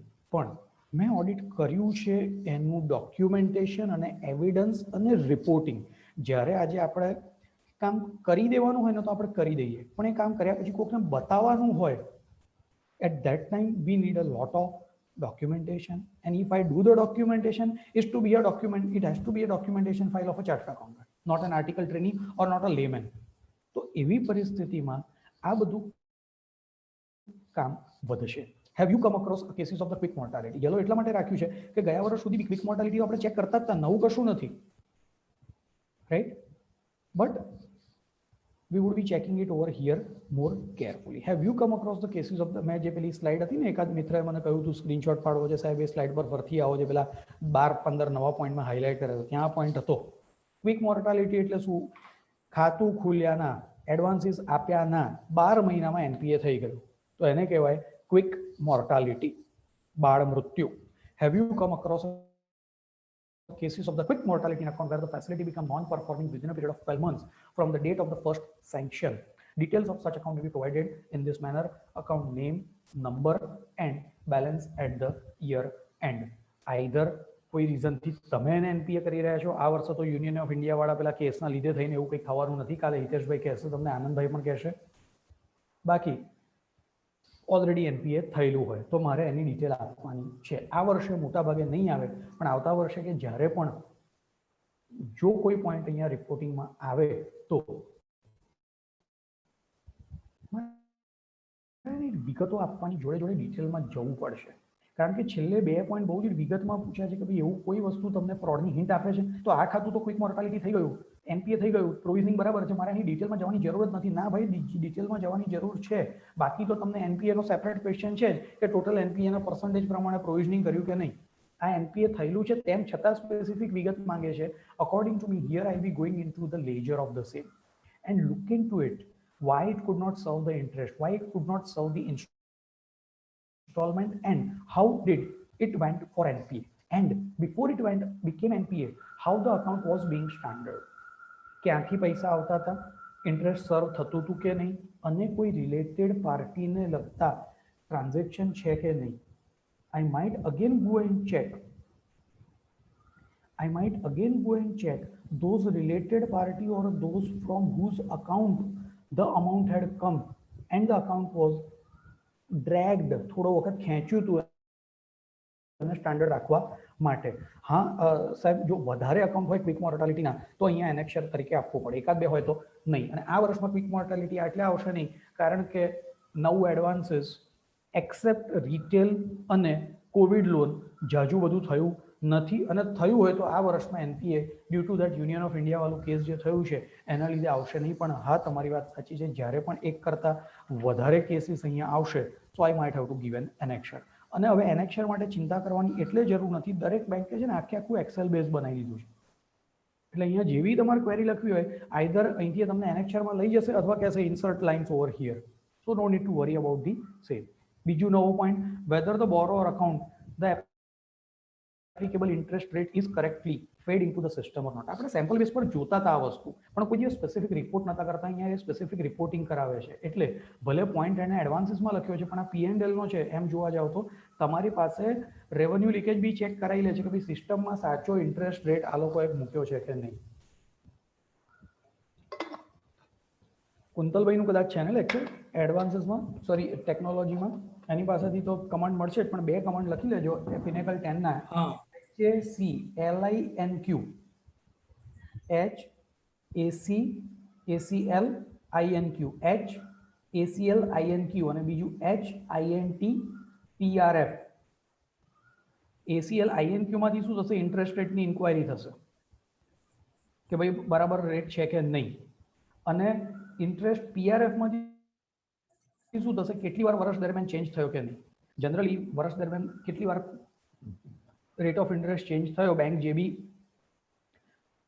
ફોલો કરતી હોય ઇન્ટરેસ્ટ રેટ, એ ઇન્ટરેસ્ટ રેટ શું કહેવાય કે ભાઈ પેલું શું લીબોર છે કે પેલો બેઝ રેટ ચાલો ને આપણે રાખીએ તો એ બેઝ રેટ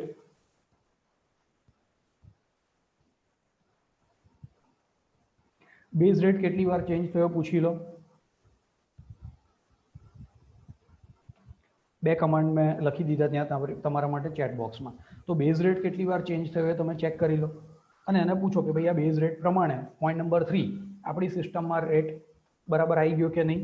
અને પોઈન્ટ નંબર 4 પિરિયોડિકલી જ્યારે બી ચેન્જ થયો, લિંક હતો તો ફ્લોટિંગ રેટ બેઝ રેટ બદલાયો, એ વસ્તુ આવી કે નહીં. આ વસ્તુ HO થી થાય છે. CBS આવ્યા પછી એક જ જગ્યાએ બદલાય એટલે આખા ગામમાં બદલાઈ જાય, આખા દેશમાં બદલાઈ જાય. પહેલા કેવું થતું હતું સેમી કમ્પ્યુટરાઇઝેશનમાં દરેક સર્વરમાં બ્રાન્ચ વાઇઝ ચેન્જ કરવું પડતું હતું અને ત્યાં પોઈન્ટ પ્રોબ્લેમ્સ આવતા હતા. અહીંયા એવું થશે નહીં. પણ ડ્યુરિંગ ધ યર કેટલી વાર ક્યાં ક્યાં ચેન્જ થયું છે એ તમારે ઇન્ક્વાયરી કરી લેવાની. સેન્ટ્રલ ઓડિટરની મિટિંગમાં ચાહે તો પૂછી લો કે ભાઈ અમને ઇન્ટરેસ્ટ રેટ ચેન્જની એક મુવમેન્ટ આપી દો, જે પણ MCLR બેઝ છે, EBLR બેઝ છે, BPL બરાબર છે, એક્સટર્નલ બેન્ચમાર્ક યુઝ કરતા હોય કે MCLR યુઝ કરતા હોય, અને એ પ્રમાણે તમારે આ પોઈન્ટ ચેક કરવાનો છે. આ બે કમાન્ડ છે, ઇઝીલી મળી જશે. આમાં કોઈ જાતના ચાન્સીસ નથી કે રોંગ આવે, પણ એક મોટી બ્રાન્ચમાં અમે કન્કરન્ટ ઓડિટ કરીએ છીએ ત્યાં every month there are problem which we are coming across. So હું એટલું તમને કહીશ કે લાર્જ બોરોવરમાં તમે આ વસ્તુ ખાસ ચેક કરી લેજો. FDODમાં આ કમાન્ડ આવશે કે નહીં ખબર નહીં, કારણ કે આ પર્ટિક્યુલર કમાન્ડ મેં એડવાન્સીસને લગતો કયો છે. FDODનો command I might have to check. મને અત્યારે એકદમ યાદ નથી આવ્યો હા દોસ્ત, sorry. Okay,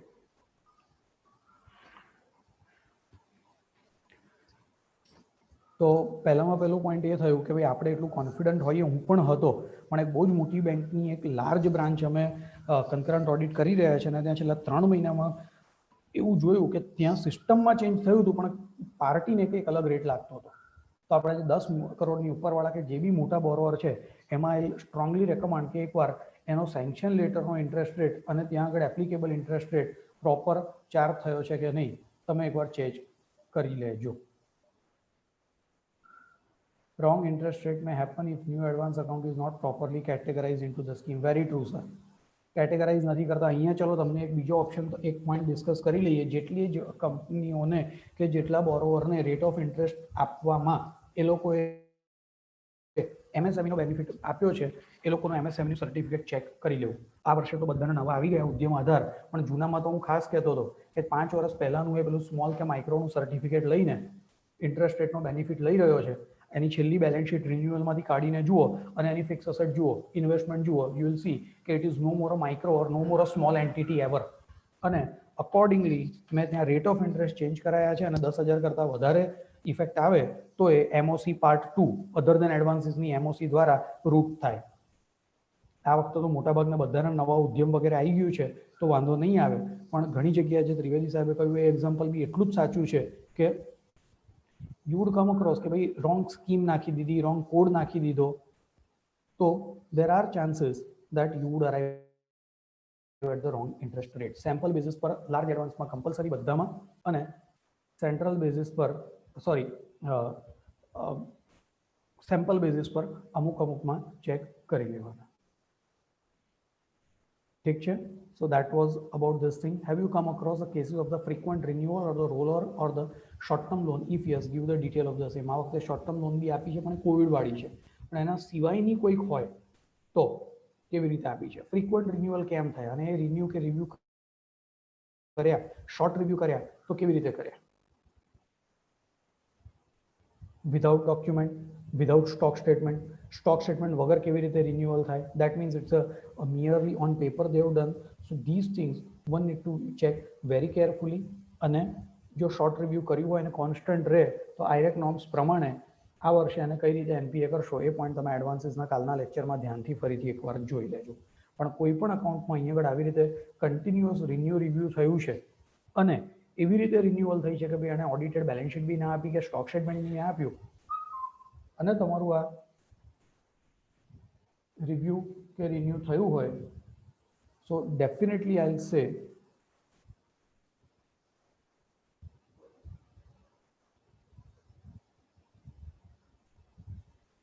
that I will have to make a comment on the same. હા, મેં તમને કહ્યું એ પ્રમાણે આ વર્ષે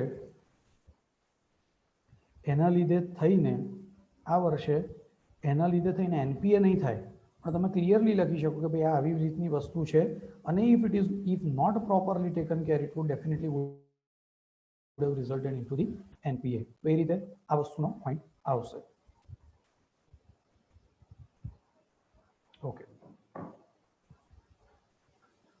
પછીનો પોઈન્ટ છે ક્રેડિટ રેટિંગ. પહેલા પણ લેતા હતા પણ અહીંયા એ લોકોએ સ્પેસિફિકલી પૂછ્યું છે. હવે ક્રેડિટ રેટિંગ કઈ સાઇઝના એડવાન્સીસમાં લેવાનું એ બેંકની પોતાની પોલિસી છે.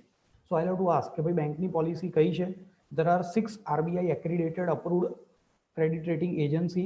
તો એ 6 માંથી કોઈ બી એકની પાસેથી ક્રેડિટ રેટિંગ લીધું છે કે નહીં. એટલે અહીંયા મારે પહેલામાં પહેલું એટલું સમજવું પડશે, એક, કયા બોરોવરને ક્રેડિટ રેટિંગ એપ્લિકેબલ છે, અને બે, એને એ ક્રેડિટ રેટિંગ લીધું છે વર્ષ દરમિયાન કે નહીં. That is it. Now sanction disbursement, sanction beyond power or something એવું મોટા ભાગે હોતું નથી. If is it so, I'll have to report it immediately. Advances have been disbursed without complying with the terms condition. What it could be? End use નું certificate ના હોય, machine import કરી હોય તો પેલું DNF રિપોર્ટ જે ત્યાંના machinery સપ્લાયરનો લેવાનો હોય એ બાકી હોય, મોર્ગેજ ડોક્યુમેન્ટ બાકી હોય, મોર્ગેજ થઈ ગયું હોય પણ ઓરિજિનલ મોર્ગેજના પેલા ડોક્યુમેન્ટ એન્ટ્રી પડીને આવવાના બાકી હોય, અથવા કન્સ્ટ્રક્શન માટે લોન આપી હોય તો કે ભાઈ જેટલું લેવલ પર તમારું કામ થતું જાય એટલા લેવલનું તમારું આર્કિટેક્ટનું સર્ટિફિકેટ આવશે તો અમે સેન્કશન કરીશું. તો આવી કોઈ ટર્મ્સ કન્ડિશન અથવા બીજી કોઈ મેજર ટર્મ્સ કન્ડિશન કમ્પ્લાય ના થઈ હોય અને સેન્કશન થયું હોય તો એ છે. અને એમાં એના ખાસ વાંચો, સેન્કશન લેટરમાં એવું કહ્યું હશે કે non compliance with any of the terms condition of the sanction would result into penal interest over and above the regular at the rate of 1%. So this will fetch a revenue leakage for you as well.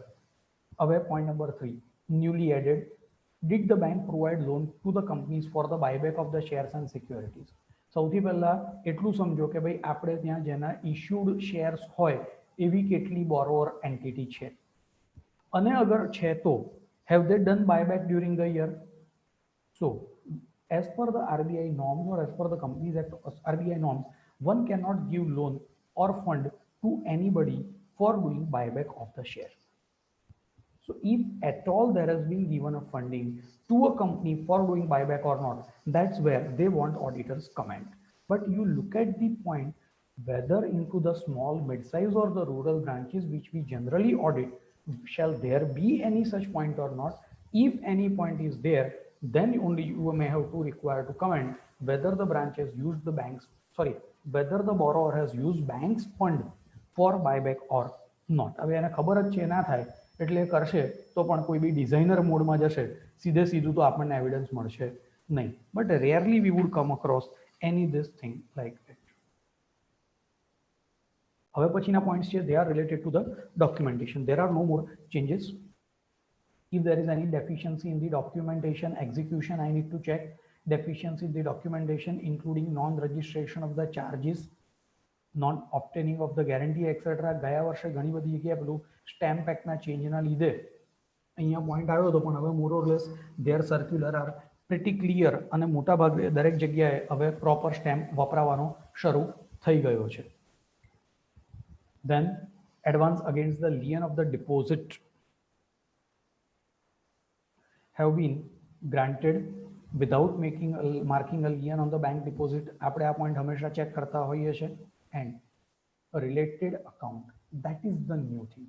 FD ની જોડે એની FDR તો મેં mark કરી જ કરી, પણ એ loan આપતી વખતે એનું અકાઉન્ટ પણ લિયન માર્ક થશે as per your own guidelines. RBI ગાઈડલાઇન્સની વાત નથી કરી, બેંકની પોતાની guidelines. Can a loan against FDR become NPA? NPA બને? FDR ની સામે લોન આપી હોય તો NPA થઈ શકે?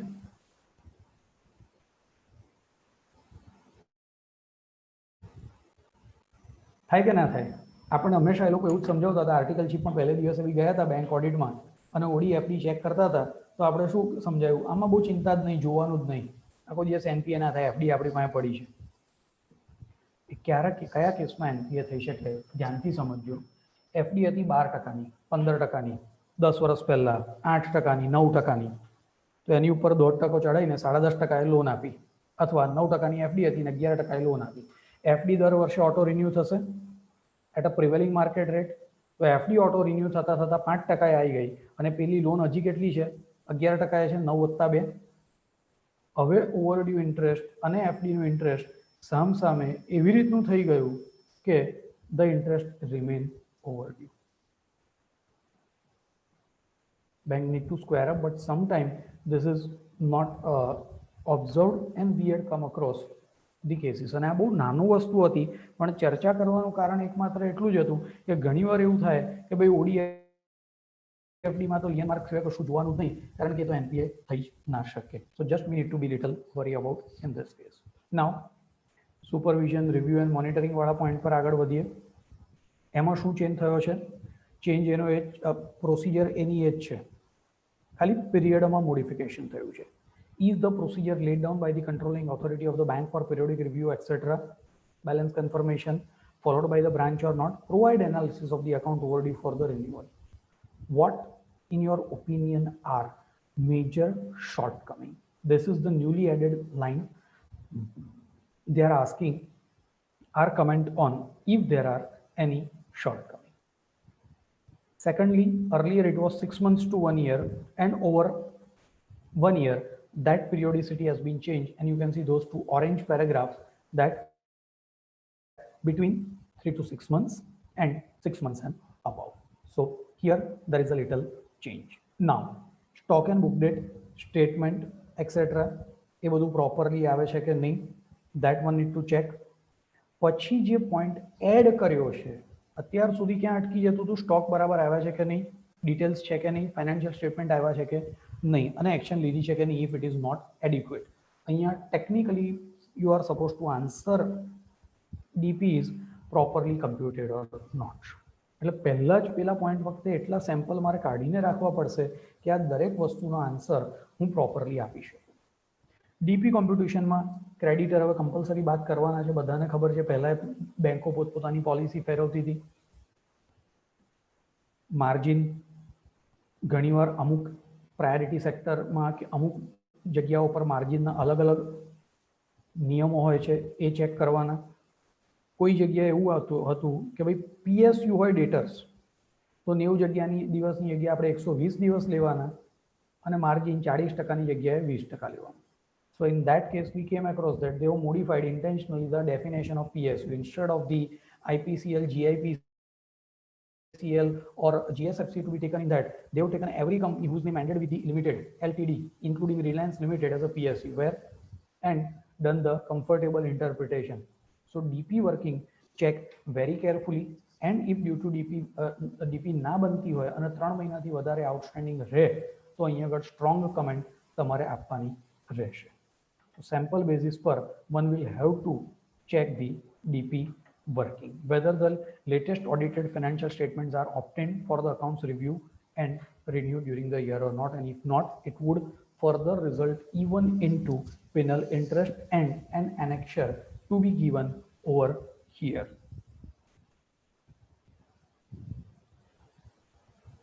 ઘણીવાર શું થાય છે, એ લોકો ડીપી ચેન્જ કરે, રાઈટ, એણે કહ્યું કે હા હા સર હમણાં ડીપી બદલી છે, 31/12 જ બદલી હતી દાખલા તરીકે.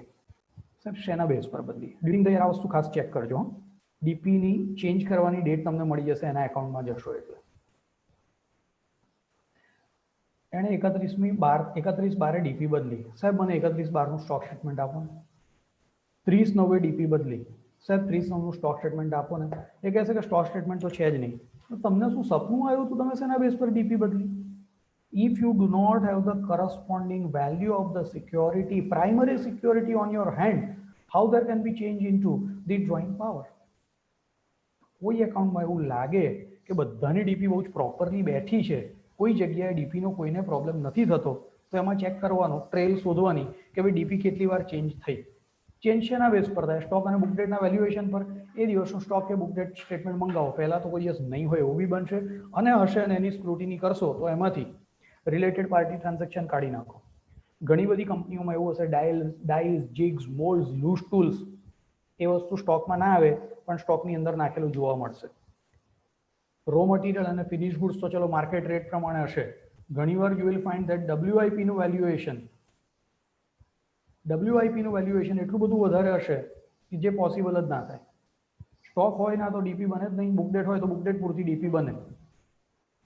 CBS કમાન્ડ છે શાહ સાહેબ, પણ અત્યારે યાદ નથી આવતો, કુંતલભાઈને પૂછી લેજો પ્લીઝ. કારણ કે હવે શું થયું છે, ફિનેકલ 10માં ઘણું બધું કમાન્ડ સિવાય પણ મળે છે, અને વચ્ચે SBI નું ઓડિટ કર્યું હતું, ગયા વર્ષથી BOB માં આવ્યા છે, એટલે SBI માં પેલા કમાન્ડ યાદ રાખવા પડતા નથી, એટલા માટે I am not really able to come out on the command. પણ હું જ્યારે તમને અપડેટેડ નોટ મોકલાવીશું, મારામાં લખી લઉં છું, હું એનો તમને કમાન્ડ લખી આપીશ અહીંયા. Okay, I have noted it down. ઠીક છે. હા, હું તમને શું કહેતો હતો, 3 વસ્તુ આપે કે ભાઈ 10 લાખ રૂપિયાનું રો મટીરિયલ, 10 લાખ રૂપિયાનું WIP, 25 લાખ રૂપિયાનું ફિનિશ ગુડ્સ. તો એમાં તમે જુઓ કે ભાઈ રો મટીરિયલ 100 રૂપિયા કિલો, ફિનિશ ગુડ 200 રૂપિયા કિલો, અને WIP 700 રૂપિયા કિલો મૂકી દીધી હશે. કેમ? કારણ કે એને ખબર છે બેંક મેનેજર છેલ્લો જ પોઈન્ટ જોવાનો છે, અને એનામાંથી 25% બાદ કરીને મને એમ કે પેલી ડીપી આપશે. સાહેબ ડિટેલ્ડ સ્ટોક સ્ટેટમેન્ટ જ નથી આપતા લોકો, ફોર્મેટમાં સ્ટોક સ્ટેટમેન્ટ જ નથી આપતા. ટ્રેડિંગમાં તો ચલો ક્લોઝિંગ સ્ટોક આપી દેશે, અને વધારે ડિટેલમાં જરૂર પડે તો you can always ask for its GSTR detail and check. In case of the doubt બધામ કરવા બેસો 4 દાડામાં ઓડિટ નહીં પડે, અને 2 જ બ્રાન્ચ આવવાની છે એટલે 4 દિવસ બિંદાસ અપાશે. પહેલાની જેમ 2 દિવસ કે 3 દિવસમાં ઓડિટ પતાવવાનું છે નહીં. બરાબર છે. સો this is what is about the latest audited financial statement. DP properly arrived it or not, and on what basis it has been properly calculated or not. Stock audit. અત્યાર સુધી શેની વાત કરી? Stock statement. હવે શેની વાત આવી છે? Stock audit. તો અહીંયા સૌથી પહેલું શું પૂછવાનું, ભાઈ બેંકની પોલિસી શું છે? તો કે 1 કરોડથી ઉપરવાળા બધામાં 1 કરોડથી ઉપરવાળા બધાની અંદર કે ભાઈ સ્ટોક ઓડિટ એપ્લિકેબલ છે યરલી, અથવા 5 કરોડની ઉપર સ્ટોક ઓડિટ એપ્લિકેબલ છે. બેંકની પોલિસી શું છે, એની જોડે બ્રાન્ચે કમ્પ્લાય કર્યું કે નહીં? ગઈ વર્ષ સુધી આપણે ત્યાં અટકી જતા હતા. હવે આપણે કયા પોઈન્ટ પર પર્ટિક્યુલરલી કમેન્ટ કરવાની છે? Cases where stock audit was required but not conducted. Required છે મને ક્યાંથી ખબર પડશે? બેંકની પોલિસી. 1 કરોડથી ઉપરના ખાતામાં કરાવે છે, 5 કરોડથી ઉપરના ખાતામાં કરાવે છે, that's the blue one. And whether the stock audit was conducted but no action was taken on the adverse feature. આ ક્યાંથી ખબર પડશે? મારે આખા વર્ષમાં થયેલા બધા stock audit report, adverse comment compulsory વાંચવા પડશે. એટલે ઓડિટ પ્લાનિંગ વખતે આ વસ્તુ ડિટેલમાં કહી દેવી પડે કે ભાઈ this thing we are going to check, otherwise here will not be able to give comment. હા, લાર્જ બોરોવરમાં કમ્પલસરી હશે જ સ્ટોક ઓડિટ. તો પોઈન્ટ નંબર બી સુધી તો મને ચિંતા નથી કે હા ભાઈ થયું છે કે નથી થયું, પણ ઓર્ડર કર્યું હતું ને કેમ નથી થયું? આ વર્ષે એવા ચાન્સીસ આવશે. And is the pandemic is the only reason, or they are taking the shelter of the pandemic and not getting the stock audit done. એની કંપનીમાં 50 માણસ જાય છે, કંપનીની બસ જાય છે, વિઝિટ રિપોર્ટ માંગો તો મેનેજરે હાલ દીધો, તો સ્ટોક ઓડિટને કેમ ના જવા દીધું? So I need to really check required but not conducted.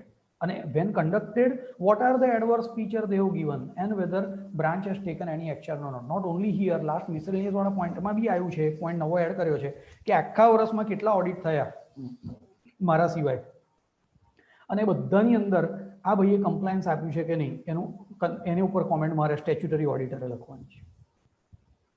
મેં તમને કહ્યું ને, બહુ જ બધું પ્રોસિજર, બહુ જ બધું ડોક્યુમેન્ટેશન અને બહુ જ બધું પ્લાનિંગ કરવું પડશે ILFR લખવા માટે, રાઈટ? સમજો ખાલી 7 એકાઉન્ટમાં બી સ્ટોક ઓડિટ રિપોર્ટ એપ્લિકેબલ હોય તો 7 સ્ટોક ઓડિટ રિપોર્ટ તો જોવાના થશે કમસે કમ. It will require at least 1 hour of our time. અને આપણો એક સ્વભાવ ઓડિટરનો રહ્યો, ઉપરથી તો જોઈ નહીં લઈએ, 4 વસ્તુની ડિટેલમાં બી જઈશું. So this will really take good time and of course the good comments are also expected to come out on the same. Cases of the advance for non corporate entity, અહીંયા આગળ ચેન્જીસ શું કર્યું? ગયા વર્ષ સુધી શું હતું? 10 લાખની અબાઉ જે પણ non corporate entity limit avail કરતી હોય એના ઓડિટેડ ફાઇનાન્શિયલ સ્ટેટમેન્ટ લાવવાના. હવે અહીં શું લખીને ચેન્જ કર્યું? Limit beyond that which is set by the bank where branch has not obtained the duly audited account.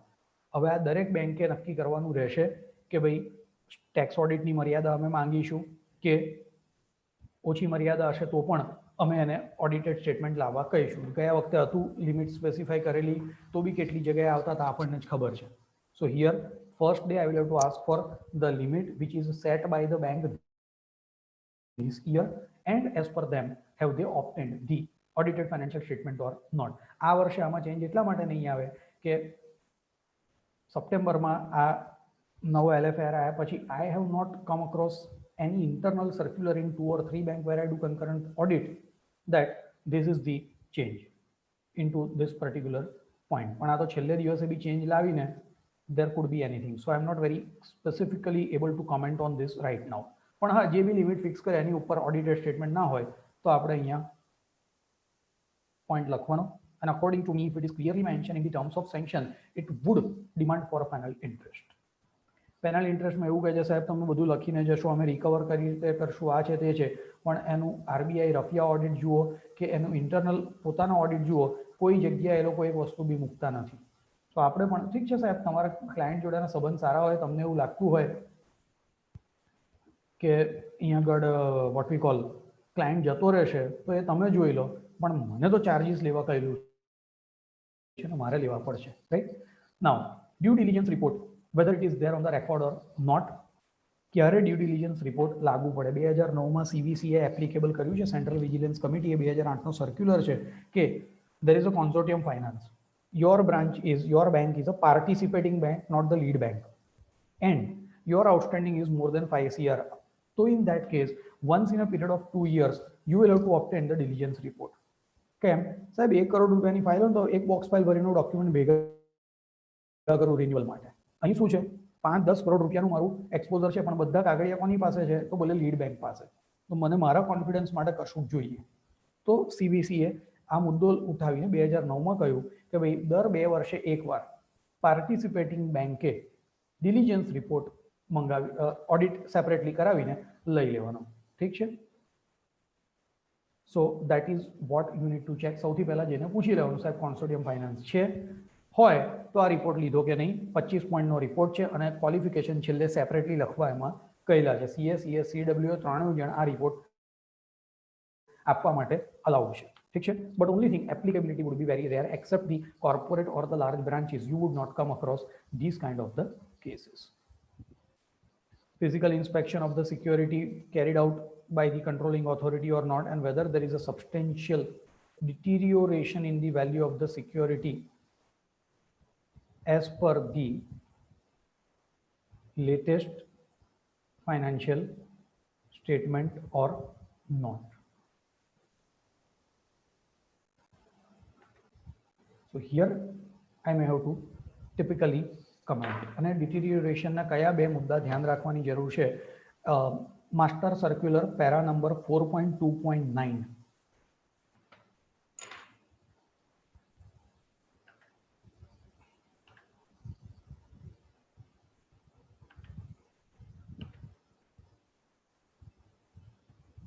Para number 4.2.9 of the master circular, એમાં 2 પોઈન્ટ છે કે 50% કરતાં વધારે ફોલ થઈ જાય સિક્યોરિટીમાં તો એ એકાઉન્ટને ઇમિડિયેટલી ડાઉટફુલમાં ક્લાસિફાય કરવાનું અને value of the security is less than 10% of the outstanding balance, it has to be classified as lost.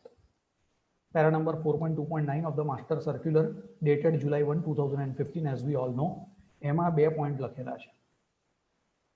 તો પેલા કેસ સ્ટડી કેસના લીધે ભલે એનપીએ થાય કે ના થાય, કોઈ પણ જગ્યાએ વેલ્યુની અંદર મારા પાસે આ ડિટીરિયોરેશન ધ્યાનમાં આવે તો અહીંયા detailed note would be required as per the para number 4.2.9. 50% કરતા વધારે ફોલ હશે વેલ્યુ ઓફ ધ સિક્યોરિટીમાં તો એ ડાઉટફુલમાં જશે SMA 1 અને 10% જ સિક્યોરિટી બચી ગઈ આઉટસ્ટેન્ડિંગની સામે તો લોસ્ટમાં સીધું જતું રહેશે એ વસ્તુ. ઠીક છે. So this is the point one need to be little careful about, and it is newly inserted into the new LFAR. Deficiency into the security etc. જૂનો પોઈન્ટ છે તો એના પર વધારે ડિટેલમાં નથી જતા. રેડ ફ્લેગ્ડ અકાઉન્ટ એના માટે બી એ જ વસ્તુ છે, મારે પહેલામાં પહેલું બેંકની પોલિસી જોવાની કે ભાઈ કયા અકાઉન્ટને લોકો રેડ ફ્લેગ કરશે. SMA 1 2 3 as well as the potential NPA અને એના પ્રમાણે રેડ ફ્લેગ કરેલું છે કે નહીં. Here the point would be typically two ensure compliance with the bank's policy as well as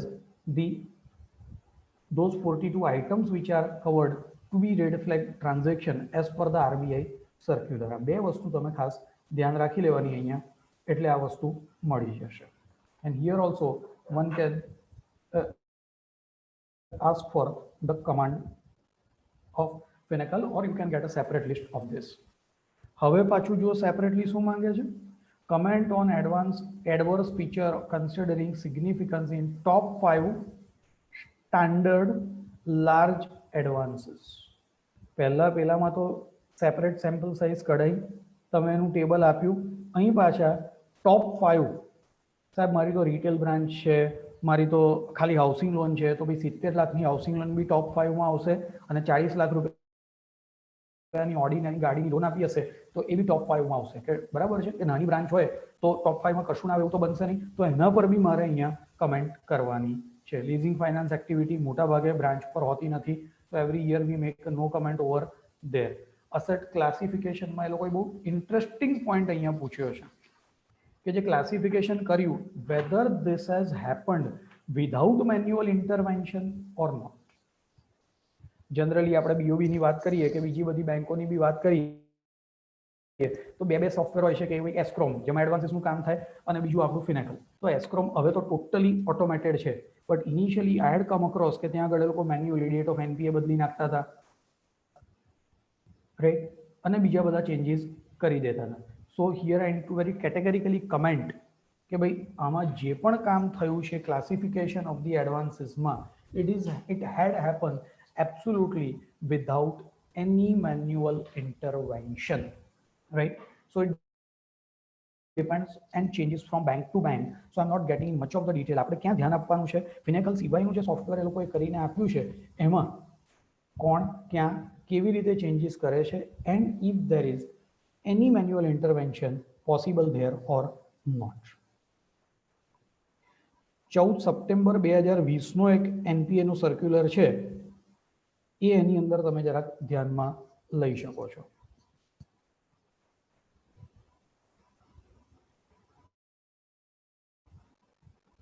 અને બીજું એવું છે જે બીજા મારા મિત્રએ કહ્યું એ પ્રમાણે one can ask for the log of manual work done from the bank or the IT department. How practically it would be feasible, I am pretty not sure. હવે બીજું અત્યાર સુધી આપણે શું સર્ટિફાઈ કરીને આપતા હતા? એડવાન્સીસ ને પેલું લાર્જ આખો એસ્ક્રોમ આવે એ. અને હવે એ લોકો શું માંગે છે? SMA 0 SMA 1 special mention account 0 1 2 B આપણી પાસે એ લોકોને સર્ટિફાઈ કરાવવું છે. અત્યાર સુધી એગ્રી ડિસએગ્રી ક્યાં કરતા હતા? NPA ઓર standard.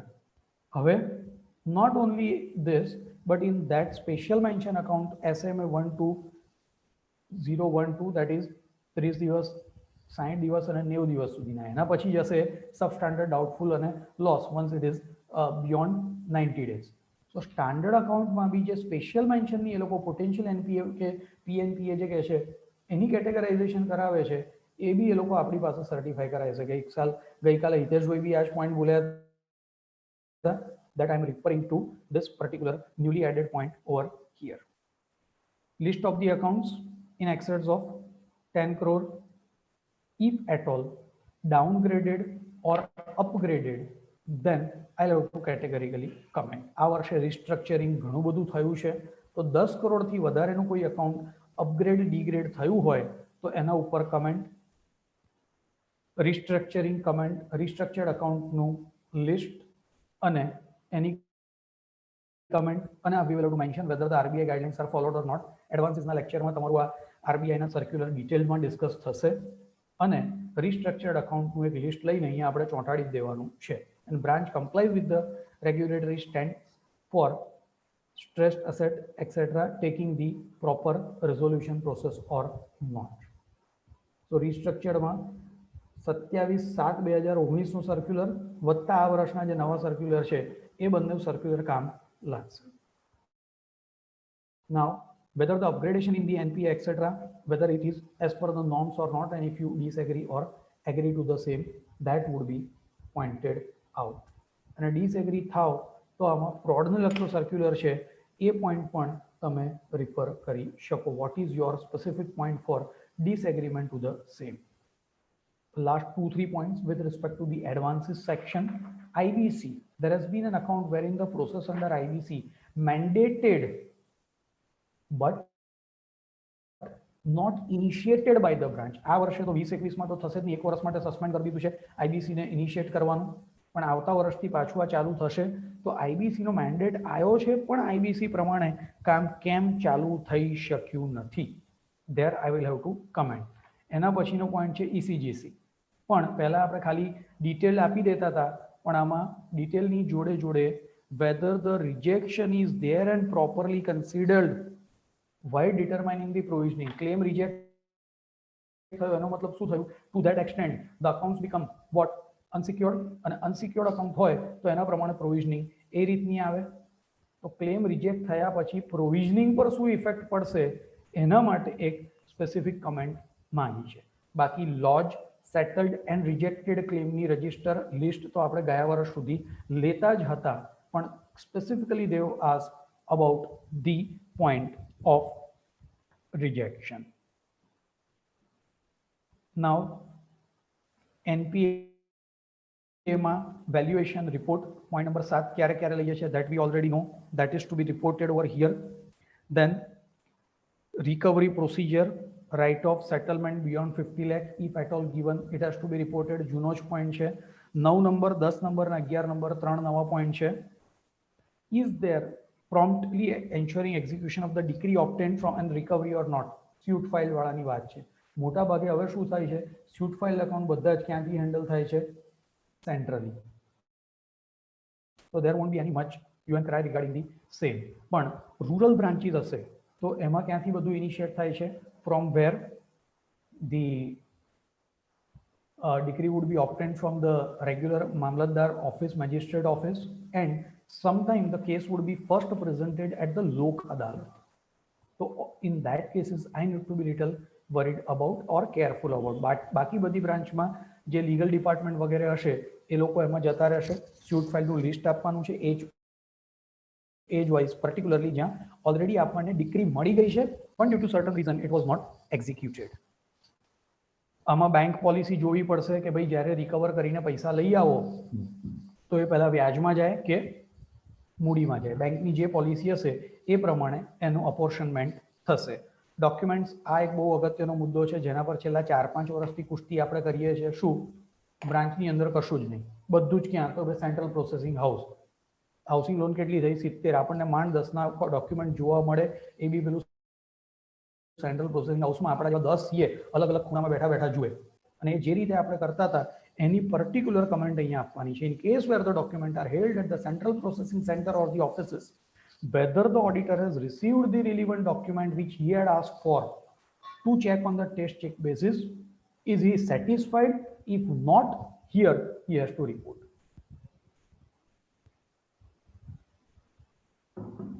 Loan factory, retail loan factory, loan hub, એવા બધા અલગ અલગ નામમાં આ લોકોએ જે સેન્ટ્રલાઇઝ પ્રોસેસિંગ શરૂ કર્યું છે એમાં કોઈ પણ જગ્યાએ તકલીફ હોય so I be reporting it over here. List of the major deficiency, ત્યાર પછી non fund base,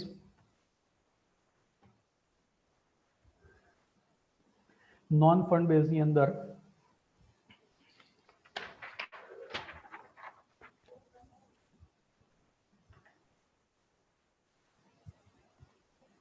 non-fund based, I'll be giving list of the borrower with details of the LC devolved or guarantees invoked. Very carefully underline the word during the year. ગયા વર્ષ સુધી આપણે ખાલી 31 માર્ચનું statement આપીને આ કામ પૂરું કરી દેતા હતા. નાવ અહીંયા ડ્યુરિંગ ધ યરની વિગત માંગી છે in the table which you can see in to the adjoining column. બધી એન્ટ્રી ચેક કરવી પડશે, બ્રાન્ચ પાસેથી લિસ્ટ લેવું પડશે, and how the amount was recovered in case of the devolved or the invoked LC during the year, or if they are still pending for recovery એની પાછી separate date આપવી પડશે. જો recovery date ને બધું જ માંગી લીધું છે એટલે ડિવોલ્વ થઈ ગઈ કે ઇન્વોક થઈ ગઈ અને રિકવર કે એડજસ્ટ થવાની બાકી હોય તો એની પાછી તમારે સેપરેટ નોટ્સ આપવી પડશે. સેમ વસ્તુ, list of the borrower where LC have been devolved or invoked but not paid the amount thereof, જે આપણે વાત કરી. Instances where interchangeability between fund based and non fund based is allowed. પહેલા મોટા ભાગે કરતા નતા પણ પ્રાઇવેટ બેંકો બધી હાઇબ્રિડ પ્રોડક્ટ લઈ આવ્યા પછી દરેક જગ્યાએ આ વસ્તુ કરે છે. But subsequent to the devolvement or the invocation non fund બેઝને લોકોએ ફંડ બેઝમાં કેટલા રૂપિયા સુધી વાપર્યું છે? મોટા ભાગે નોન ફંડ બેઝને ફંડ બેઝમાં જગ્યા હોય તો વાપરે છે, અલાઉ કરે છે, પણ ફંડ બેઝ નોન ફંડ બેઝની લિમિટની સામે જનરલી ઇઝ નોટ અલાઉડ. અને એમાં બી જે પ્રાઇવેટ બેન્કો આવી બધી હાઇબ્રિડ પ્રોડક્ટ લાવ્યા છે અને જેને અનુકરણ કરીને આપણે નેશનલાઇઝ બેન્કોએ પણ કર્યું છે, there as per the bank policy they have got restriction કે ભાઈ 10%, 20%, આટલા % સુધી જ આ વસ્તુ અલાઉડ થશે. આમાં કયા કયા એકાઉન્ટ આવે કે જેની પાસે fund base non fund base બંને લિમિટ હોય, એના સેન્કશન કે રિન્યુઅલમાં વાંચી લો કે ભાઈ આની અંદર કેટલી ઇન્ટરચેન્જેબિલિટી અલાઉડ છે અને એ પ્રમાણે particularly at the time of LC devolvement આને કોઈ વસ્તુ વાપરી શકે નહીં. So that will take care of this particular point. આના પછી અહીંયા જૂના LFARમાં જે પોઈન્ટ હતો એ કયો હતો? સ્ટેમ્પ અને સ્ટેશનરીનો. એને અહીંથી રિમૂવ કરીને મિસેલેનિયસમાં એક જગ્યાએ ભેગો કરી દીધો છે કારણ કે હવે કોઈ જાતનું વધારે સ્ટેમ્પ સિક્યોરિટી વગેરે હોતું નથી. પહેલા આઉટસ્ટેન્ડિંગ એન્ટ્રીની અંદર રાઇટ ઓફની અંદર લિમિટ નથી મૂકી એ લોકોએ, એઝ ઓન ધ ડેટ પૂછતા હતા. હવે 90 દિવસ કરતાં વધારેની એ લોકો જો એન્ટ્રીઓ તમે રાઇટ ઓફ કરી છે તો એની ડેટ આપવાની છે, બાકી સન્ડરી સસ્પેન્સનો પ્રોસિજર એ જ છે. હવે બીજું એ છે test check unusual item and are there any intangible item under this head, that is losses which are not providing date just because of the investigation pending etc. contingent liability check કરવાનું મારા પ્રમાણે સૌથી simple વસ્તુ શું છે? Complain register જુઓ.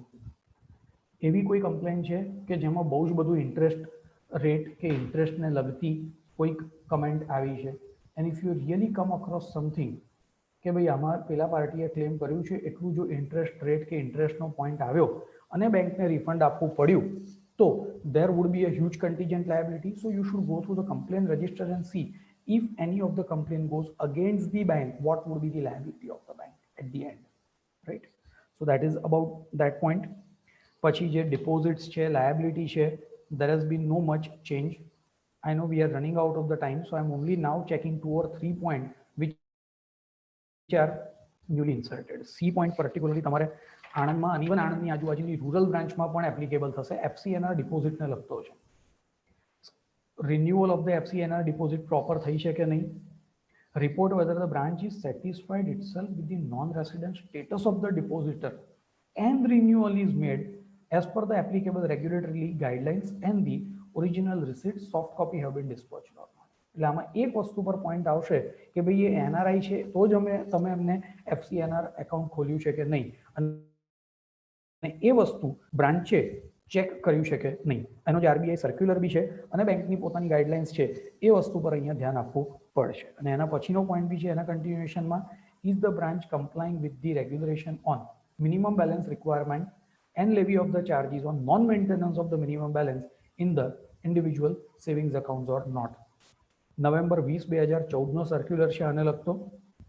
એની અંદર એવું કહેવા માંગે છે કે ભાઈ SMS એ લોકોને આપવો પડે તો જ તમે એ વસ્તુ ચાર્જ કરી શકો અને એ પ્રમાણે ચાર્જ થયું છે કે નહીં સેમ્પલ બેઝ પર તમે આ વસ્તુ ચેક કરી શકો. બાકી આખું તો મિનિમમ બેલેન્સ અને એના ચાર્જીસનું ચેક કરવું ફિઝિબલ નથી. પાછું એમાં આ સર્ક્યુલર એવું બી કહે છે કે પ્રપોર્શનેટ લેવાના. 10,000 મિનિમમ બેલેન્સ હતું, મારા ખાતામાં 8,000 રૂપિયા હતા, તો તમે આખા ચાર્જીસ ના લઈ શકો, તમારે ફક્ત પ્રપોર્શનેટ ચાર્જીસ જ લેવાય કારણ કે ડેફિશિયન્સી ખાલી 2,000 રૂપિયાની હતી.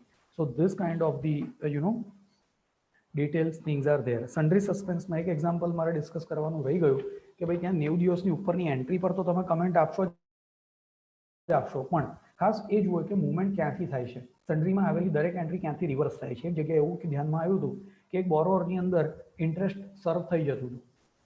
ક્યાંથી થાય? એના કોઈક જગ્યાએ તો ડેબિટ કે ક્રેડિટ વાગે એના કરંટ એકાઉન્ટમાં કે જ્યાંથી બી એ શું કહેવાય ડેબિટ લઈ આવે CC એકાઉન્ટમાં, તો જો બીજી કોઈ જગ્યાએથી એના એકાઉન્ટની અંદર કરસ્પોન્ડિંગ એન્ટ્રી નથી થતી અને CC એકાઉન્ટમાં ઇન્ટરેસ્ટની એન્ટ્રી સર્વ થઈ જતી. પછી ખબર પડી કે અહીંયા CC એકાઉન્ટમાં ઇન્ટરેસ્ટ સર્વ થતું હતું અને એની કરસ્પોન્ડિંગ એન્ટ્રી એના કરંટ એકાઉન્ટમાંથી રિકવરી કરવાની જગ્યાએ સસ્પેન્સમાં કોઈ જૂની એન્ટ્રી પડી તેની સામે રાઇટ ઓફ કરતા હતા. તો આવું કોઈ જાતનું કાર્યક્રમ તો નથી થતો. તો આપણને પહેલા એકાઉન્ટમાંથી ખબર નહીં પડે. મને ક્યાંથી ખબર પડશે?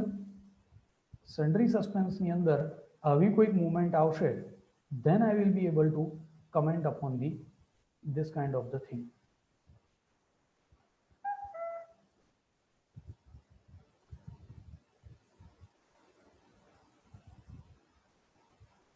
So that is about the sundry suspense, levy of the charges. મારે પોઈન્ટ હતો. BPBD સેમ જ પોઈન્ટ્સ છે, કોઈ મેજર ચેન્જ નથી. કન્ટીજન્ટ લાયબિલિટી ક્યાંથી આવી શકે મેં તમને એના માટે થઈને કમ્પ્લેન રજિસ્ટરનો એક એક્ઝામ્પલ ઓલરેડી આપ્યો. હાર્દિકભાઈ બીજી 5-10 મિનિટ લઈ લઉં ને તો બધું પ્રોપરલી જેટલું ડિટેલમાં ગયા છે એટલું ડિટેલમાં કમ્પ્લીટ થઈ જ જાય. ભગાવવાની કોઈ જરૂર લાગતી નથી. જો બીજી 5-7 મિનિટ આપણે લઈ શકીએ તો બરાબર છે. નાઉ પ્રોફિટ એન્ડ લોસમાં 2 પોઈન્ટ જે છે, credit of a material item અને debit of a material item. So what is the materiality? So what is the size of the income, size of the P&L account, what is the average income other than interest? અને એની કમ્પેરમાં કોઈક જગ્યાએ કોઈક major credit of the or પાછળથી એક પોઈન્ટમાં આવે છે debit of the material item આવે છે કે નહીં. પછી point number B is regarding the interest charging on non performing asset there cannot be charge. IRAC norm પ્રમાણે એ પોઈન્ટ છે. અને test check on the interest rate on the deposit. Point number D માં નવો પોઈન્ટ એડ થયેલો છે, modification છે. Does the bank have a system of estimating and providing the interest etc unclaimed on the term deposit including in respect of the deceased depositor? હવે અહીંયા એક point ધ્યાનમાં રાખવાની એ જરૂર છે. માસ્ટર સર્ક્યુલર જે છે RBI નો ઓન ધ ઇન્ટરેસ્ટ રેટ 2014 નો, એમાં શું કહ્યું છે?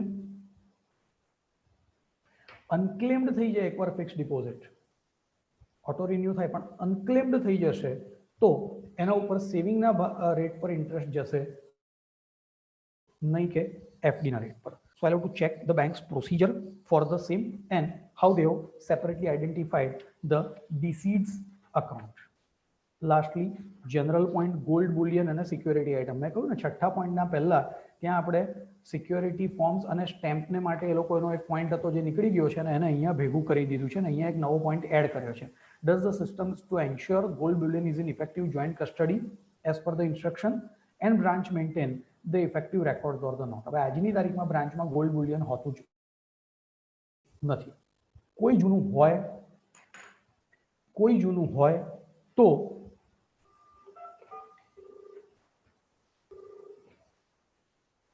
એની કસ્ટડી અથવા એના પોઈન્ટ આપણે અહીંયા લખવાના છે. અને સિમિલરલી સિક્યોરિટી અને stamp is also been added over here, which you can see in point number C. Issue custody of the security item, જેના પર પહેલા સેપરેટ પોઈન્ટ હતો, which is modified and included over here. હવે books અને records જે મેં તમને શરૂઆતમાં કહ્યું એ પ્રમાણે મેન્યુઅલથી બધું કમ્પ્યુટરાઇઝ ગયું તો એનું ક્યાં ક્યાં પોઈન્ટ છે. So whether there are software etc or manual used at the branch which are not integrated with the CBS, by any chance એવી કોઈ વસ્તુ છે કે જે CBS માં નથી ઇન્ટિગ્રેટ થઈ? then you will have to make a comment. Here, bank to bank, one will have to categorically ask for the same. હવે શું પૂછ્યું છે બીજા પોઈન્ટમાં, બેંકમાં આઈએસ ઓડિટ હતું કે નહીં. જે રીતે સ્ટોક ઓડિટના એડવર્સ ફીચર તમે કમેન્ટ કર્યા એવી રીતે આઈએસ ઓડિટ હતું કે નહીં અને એના એડવર્સ ફીચર પર કમેન્ટ લગાડો. પછી પહેલા શું હતું, whether the branch is generating and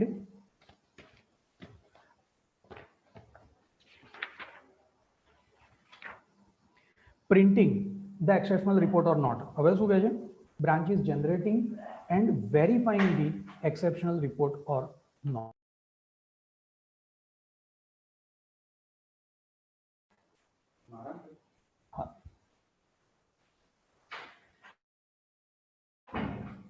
કોઈ પણ એક્સેપ્શનલ રિપોર્ટ છેલ્લા મહિનાના 4-5 ઉંચકી લો અથવા કોઈ પણ જગ્યા લઈ લો અને જુઓ what are the items into those exceptional report and properly એની અંદર કોઈ પણ વધારે પડતું સિરિયસ વસ્તુ દેખાય તો એના પર કમેન્ટ કરો.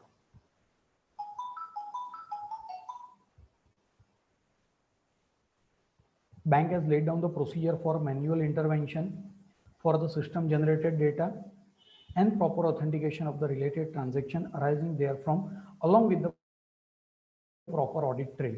Here also it will go purely as per the bank's policy. નવો પોઈન્ટ છે એડ થયેલો છે પણ there I will have to check from the bank. Furnish the comment on the data integrity.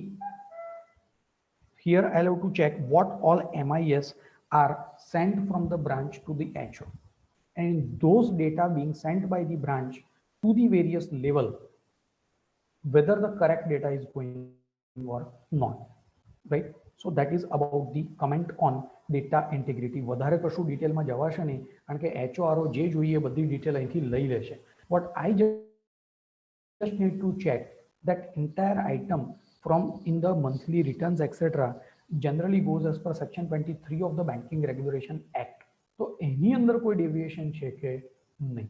So I need to just check the circular and accordingly will be going ahead. Inter branch શરૂઆતમાં જ આપણે લઈ લીધું, balance confirmation માંગો અને કોઈ query હોય beyond 7 days pending હોય, so that is the 7 days, that is the newly added point. ફ્રોડમાં વધારે ડિટેલ માંગી છે, fraud which are detected but confirmation of the RBI is not available, suspected entries and your overall observation. પહેલા પણ fraud વિશે આપણી comment માંગતા હતા અને આપણે લખતા હતા કે ભાઈ કોઈ ફ્રોડ નથી અથવા છે તો એના ઉપર આરબીઆઈએ કે બાકીની ઓથોરિટીએ શું ગાઈડ કર્યું. પોઈન્ટ નંબર 2 અને 3 માં શું છે, PMLA ના એંગલથી કોઈ જગ્યાએ તમને કોઈ બી સસ્પિશિયસ ટ્રાન્ઝેક્શન ધ્યાનમાં આવતા હોય તો આપણે એના ઉપર કમેન્ટ કરવાની છે. અને 4 નંબરનો પોઈન્ટ છે એમાં પણ એ જ છે કે whether there is any early warning framework કે ભાઈ કોઈ મોટું ફ્રોડ કરે એનું એડવાન્સમાં ધ્યાન મળે એવું છે કે નહીં, and if at all if it is classified by any other auditor. ઠીક છે, there is ICI publication early warning signal of the banking fraud.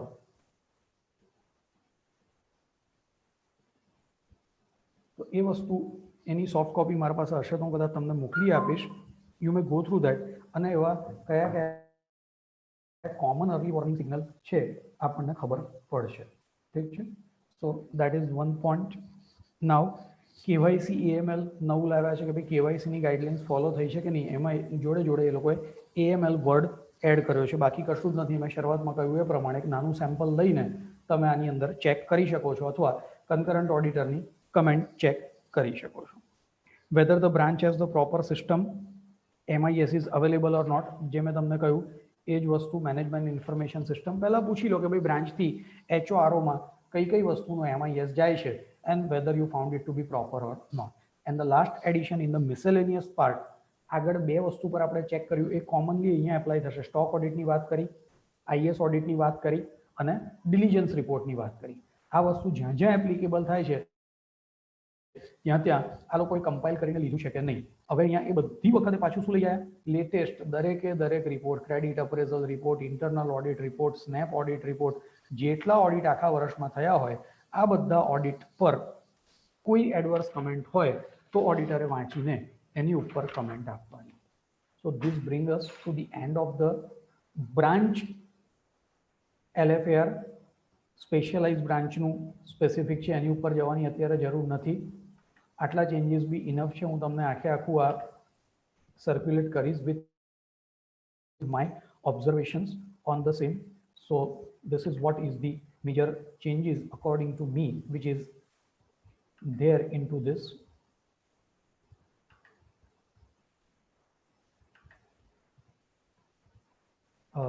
New LFAR.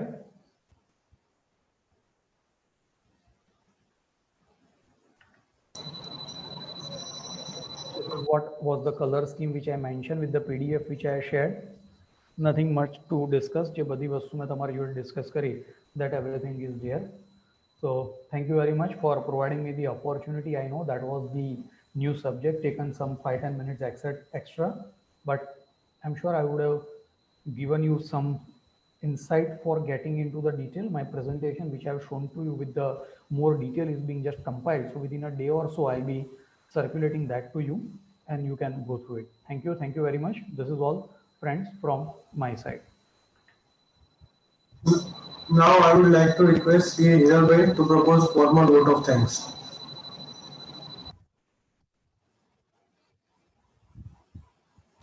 Hiral Bhai, unmute yourself. Jai Bharat. On behalf of Anand branch, I thank to Nayan sir.